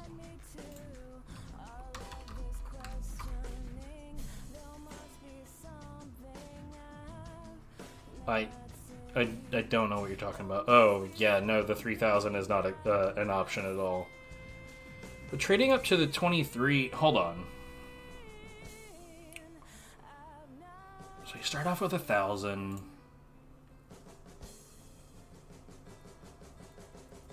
You wouldn't be able to get the... That's you from another account? Okay. Why do you have multiple accounts? That feels weird.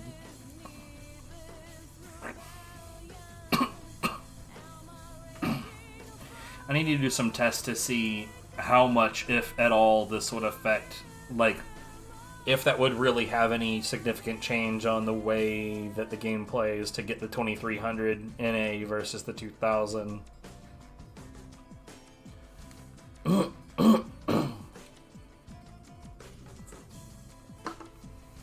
It's like the 2500 isn't completely out of the question, but That would definitely require some adjustments. You know, I'd be willing to bet that there's a decent number of optimizations that need to be made.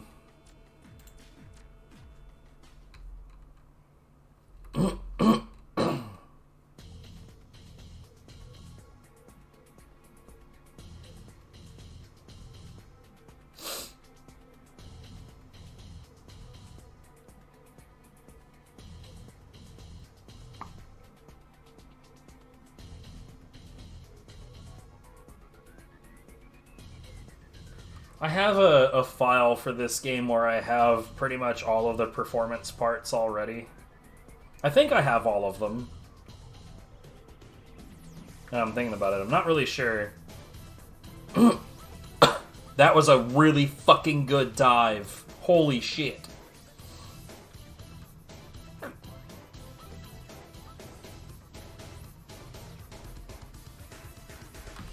Kind of forgot what I was doing because of how kick-ass that dive was.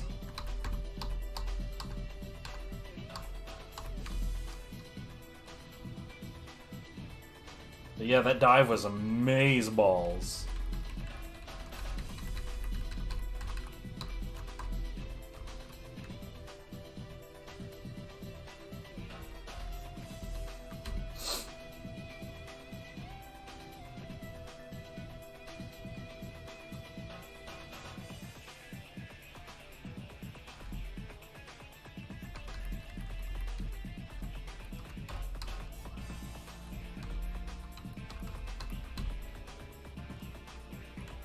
Wait, is that correct? Hold on, let me look at that one more time. Yeah.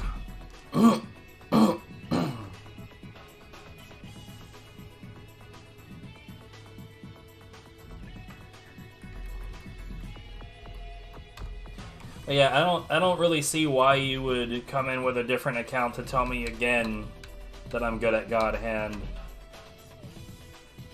And then like refer to your other account as though you're different people, and then tell me that you're not different people. It's just, you gotta understand that that's a little strange.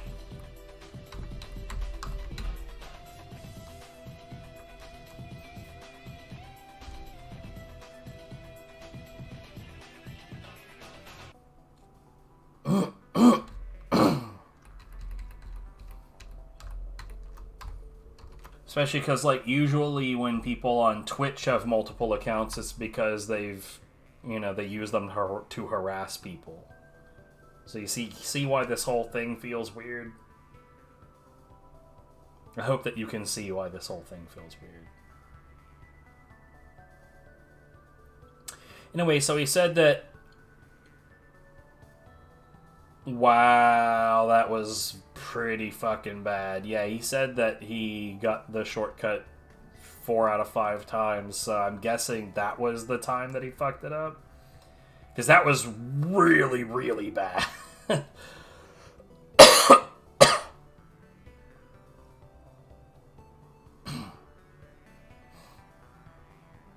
you go, that's good, that's good.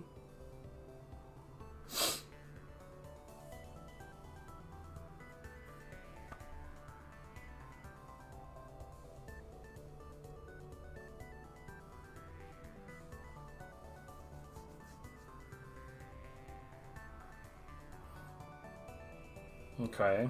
That was sketchy, but it worked. I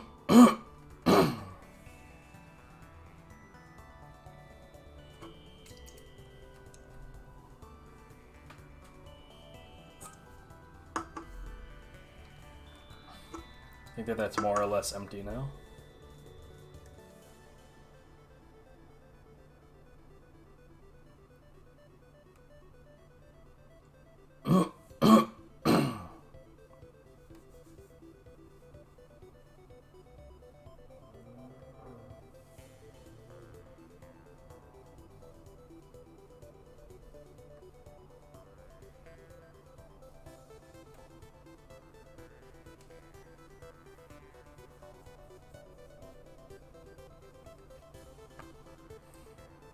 See, it was just the first one.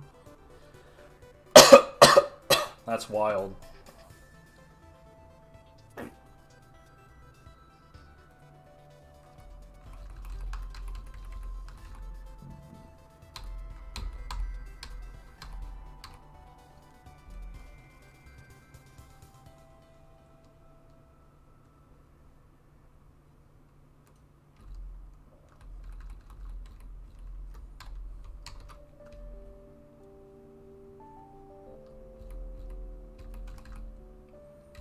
Yo, some of these Risk of Rain tracks are something else.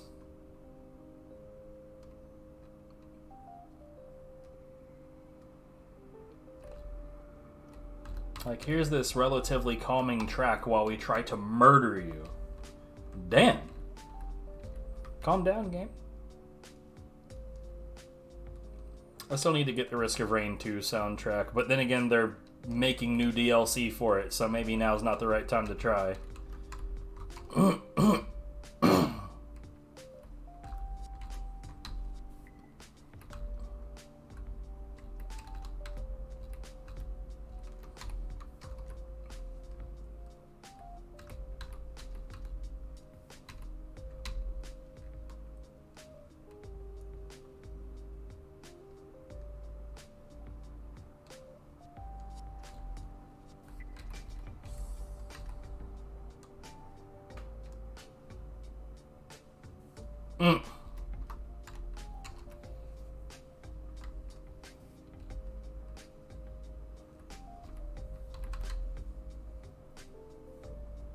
My deepest condolences for the fact that you have to watch on a mobile device.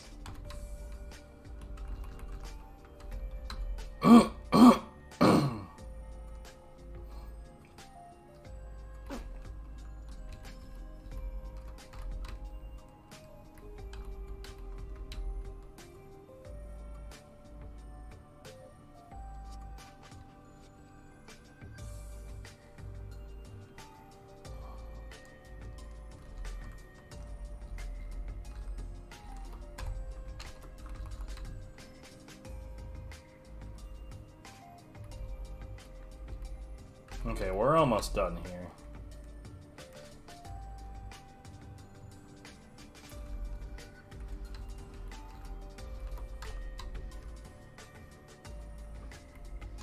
I think part of the reason that these take so long is because we keep getting distracted and like show like, here's my flicker, here's an example of this, or here's an example of that. Let me show you guys this. Let me yeah. Keep on finding ways to to get sidetracked.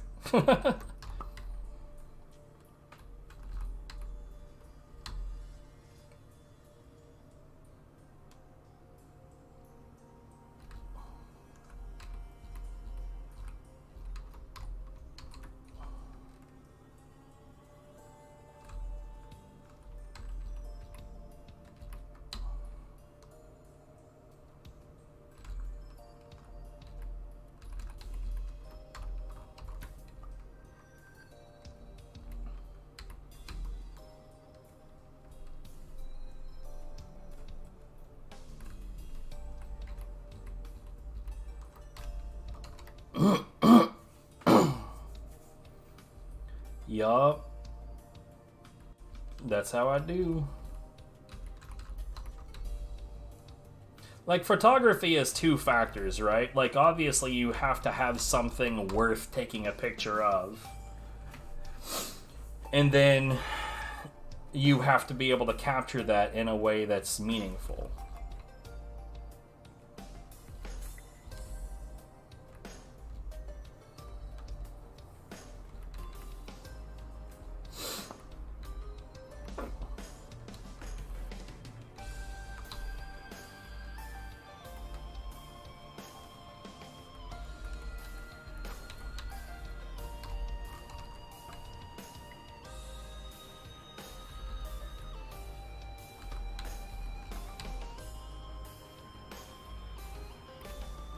But, like, I would argue for anyone trying to get into photography, the truth of the matter is that when you're taking a picture of something that's really beautiful, the fact that it's really beautiful is helping you out quite a bit.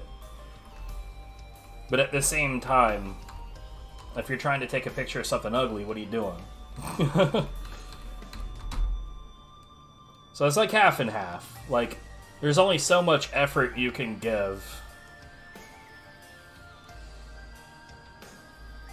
But probably the most important factor isn't even, like, your skill with the camera. It's having an eye for things that are worth taking pictures of.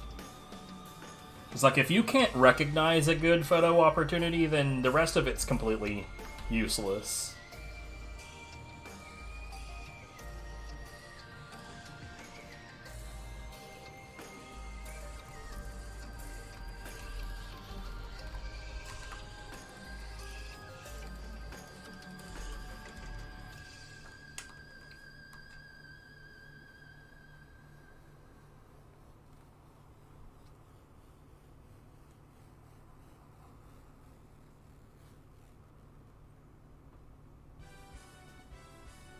Ha! Gadget Racers music, here we go. Okay, that was really, really not good.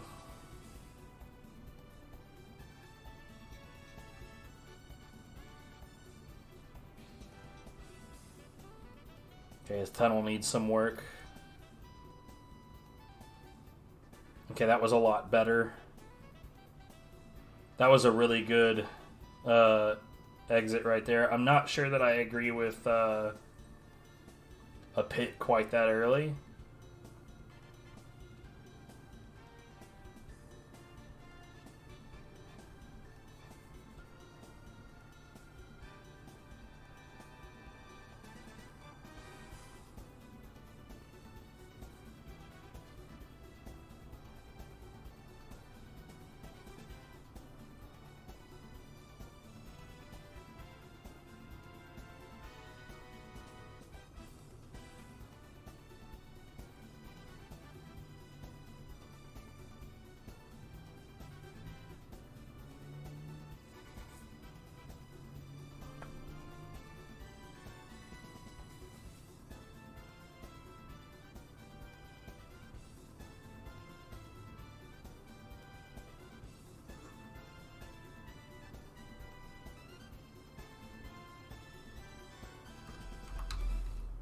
Okay.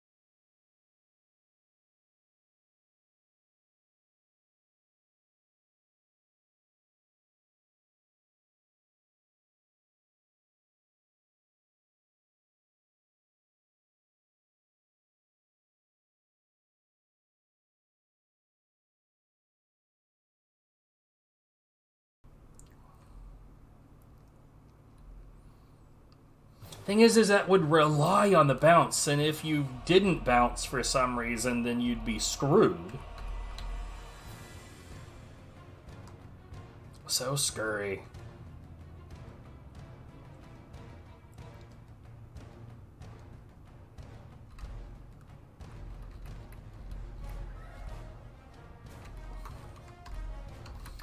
Yeah, there's some speed runs that are pretty relaxing. Honestly, this run, for the most part, is pretty chill.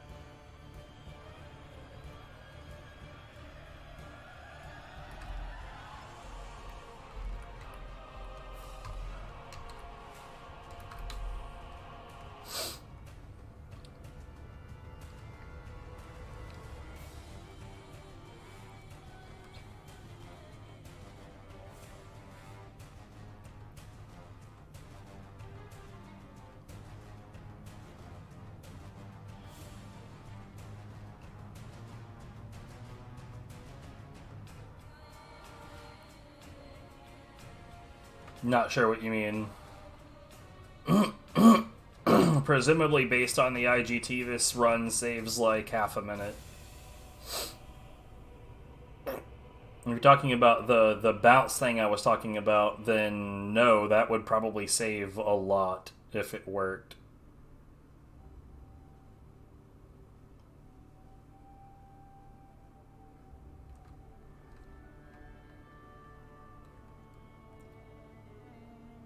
What's up, Valheim?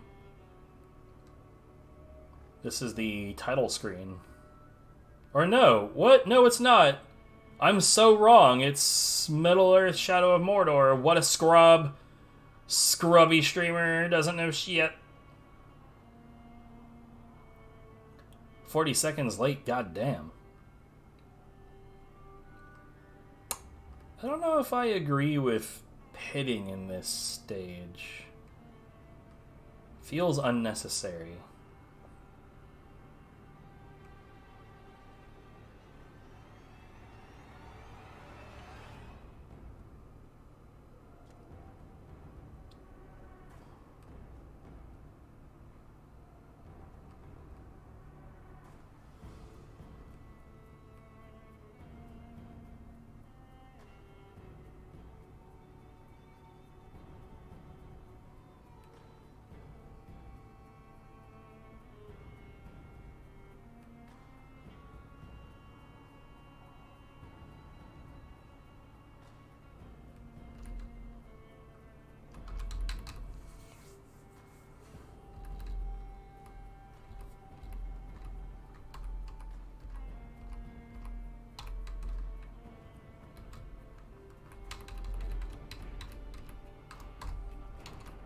Alright, we're almost done with this. I think it's only 3 more races.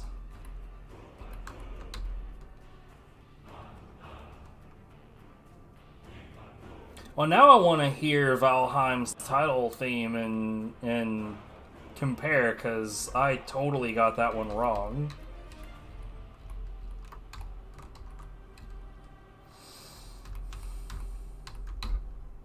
Yo, imagine managing to receive 100 messages over restream chat during a video editing stream.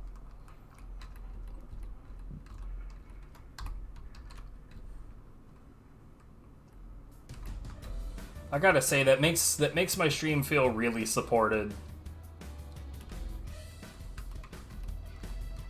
So thanks to everyone that's been here today for that support, because that's pretty sick. I don't even think I get this many messages routinely when I stream Neo.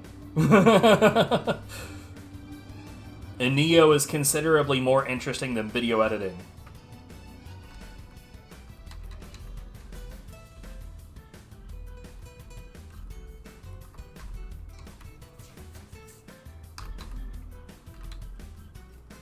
We're gonna start watching these 3-frame intervals rather than 2.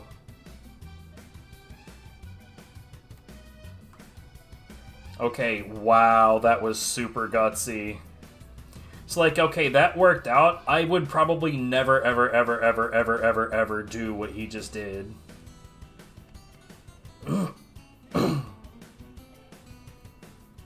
Especially if I was, like, decently ahead, because that was so fucking ballsy.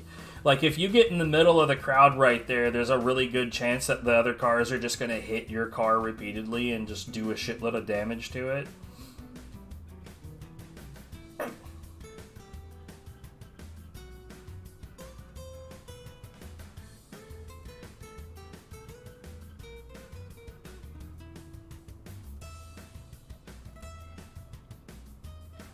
And if your chassis gets, like, fucked super early, then it forces you to pit a lot sooner than you should. I mean, like, this is one of those tracks where if your chassis is not destroyed, you don't have to pit. Like, your tires being red doesn't matter. Or like I say, it doesn't matter. It matters, it just doesn't matter enough that it forces you to pit.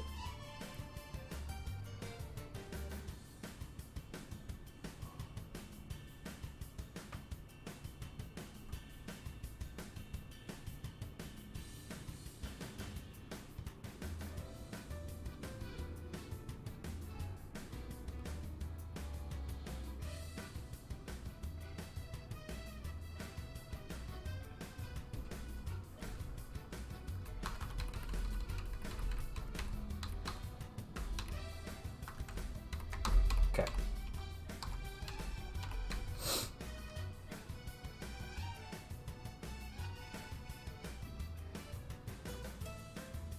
Yeah, here's a track that you wouldn't get to hear very much of during an actual run. I think you get to hear a decent amount of Stage 5's music during my practice sessions, though. So there is that.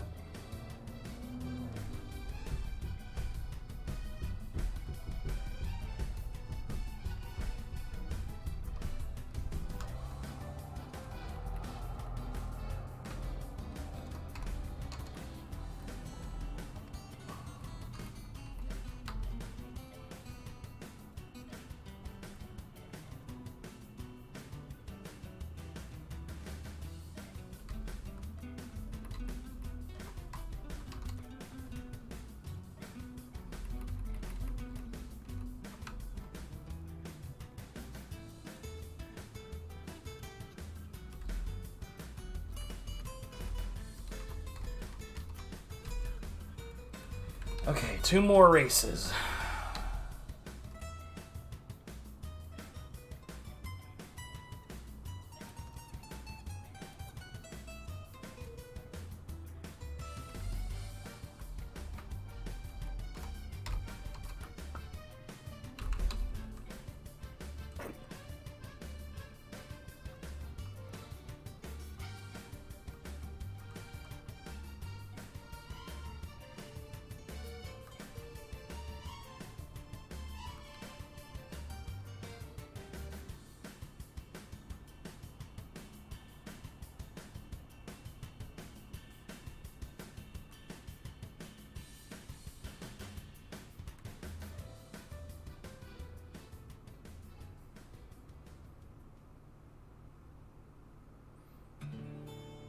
Yo, his chassis is fucked already.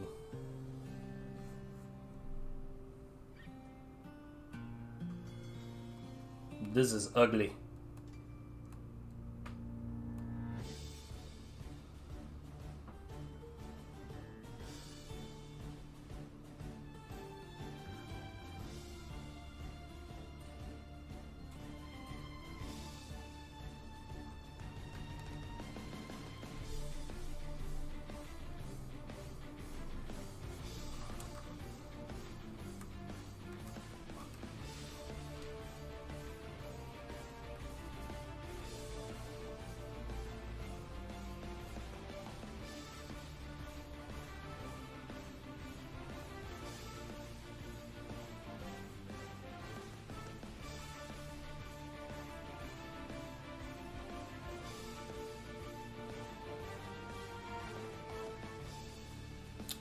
You know, it's funny. For a little while, there was another person, a Japanese player, that was practicing for all GPs in this game, and then they just, like, I guess, like, they kept on practicing the third GP, and I guess they got to a point to where they just weren't satisfied and gave up.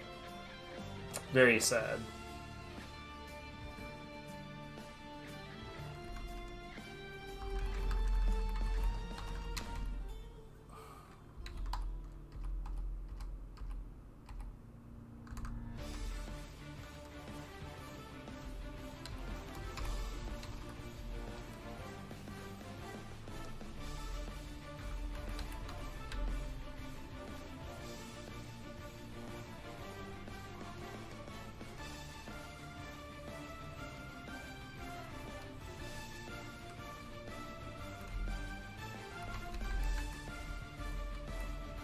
I was like, I wonder, like, they never even did a run. They just kept on practicing that one portion over and over.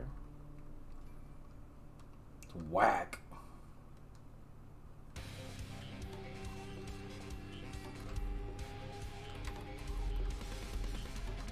I wish they'd at least done a run that I could compare to stuff.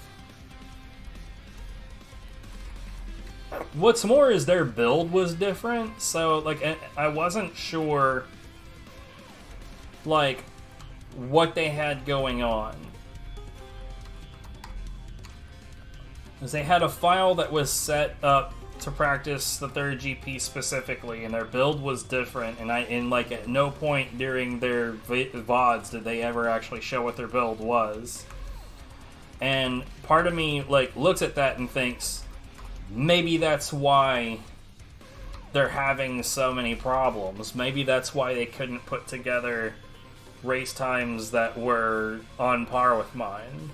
But I don't know, because I never could see their fucking build.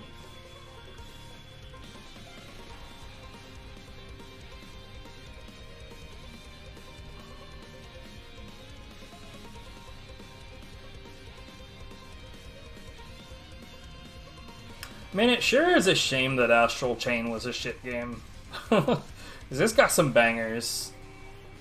Oh wow, he's just gonna go for it, huh?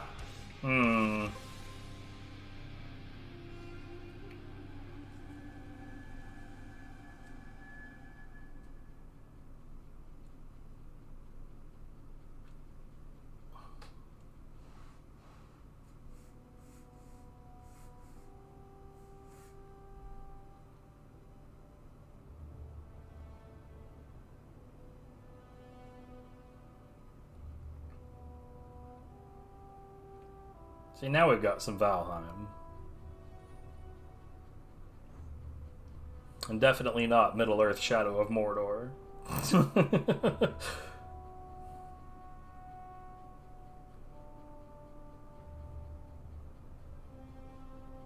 Though I gotta say, when that game is $5 on the Xbox store again, I'm gonna snag it on the Series X.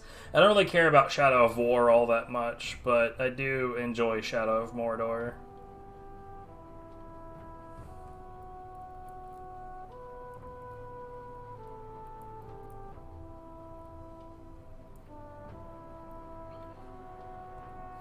It's like I was telling Viv the other day, like, I really want my consoles to have a decent amount of entertainment on them, especially since at some point we are going to have to travel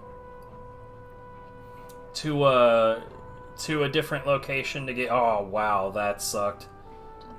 To get her Master Tech certification, we're going to have to travel for her to take some classes, and in all likelihood, I'm going to be going with her.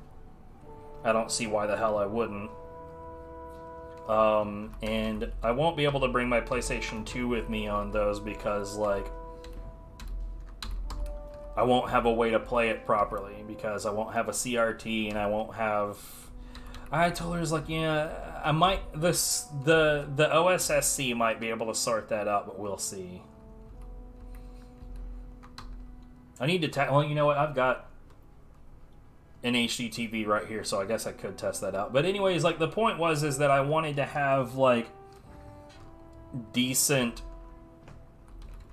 like decent entertainment on my consoles that's just downloaded to them, so that when we travel I won't have any worries about, like, you know, what kind of entertainment I'm gonna have on hand.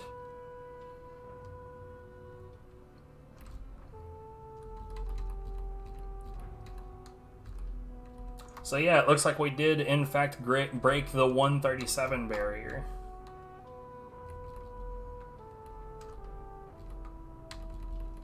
Or 138 barrier, my bad.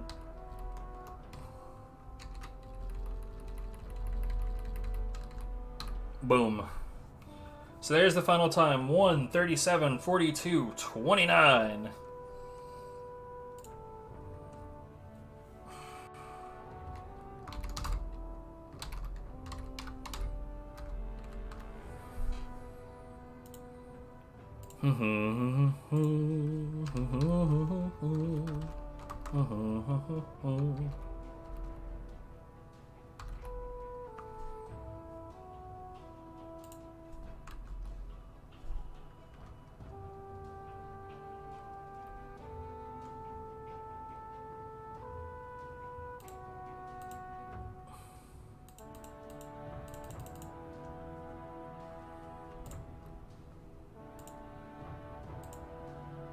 Merge vertically.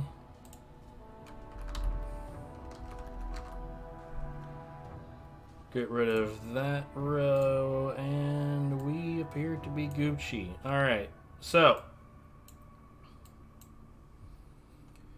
this is his run. The RTA adjusted time is only 1 second off. That's no big deal. So we've got 1:37:42. Ooh, RTA adjusted. Loadless. Time added. Zada. Turn that off because, in my experience, it doesn't react right in the system unless you actually do this verify shit. Automatically verify run is a bit weird when you've got something that needs approval. But yeah, I definitely need to do some testing on this game because I'm quite certain that there are some major improvements that could be made in the setup. Anyway, so I'm going to go offline. I'm going to go make some lunch. I'm going to eat, and then we're going to come back and do some backlog. And I will see you soon. Probably in an hour, maybe an hour and a half. We'll see. I fell to my death because I went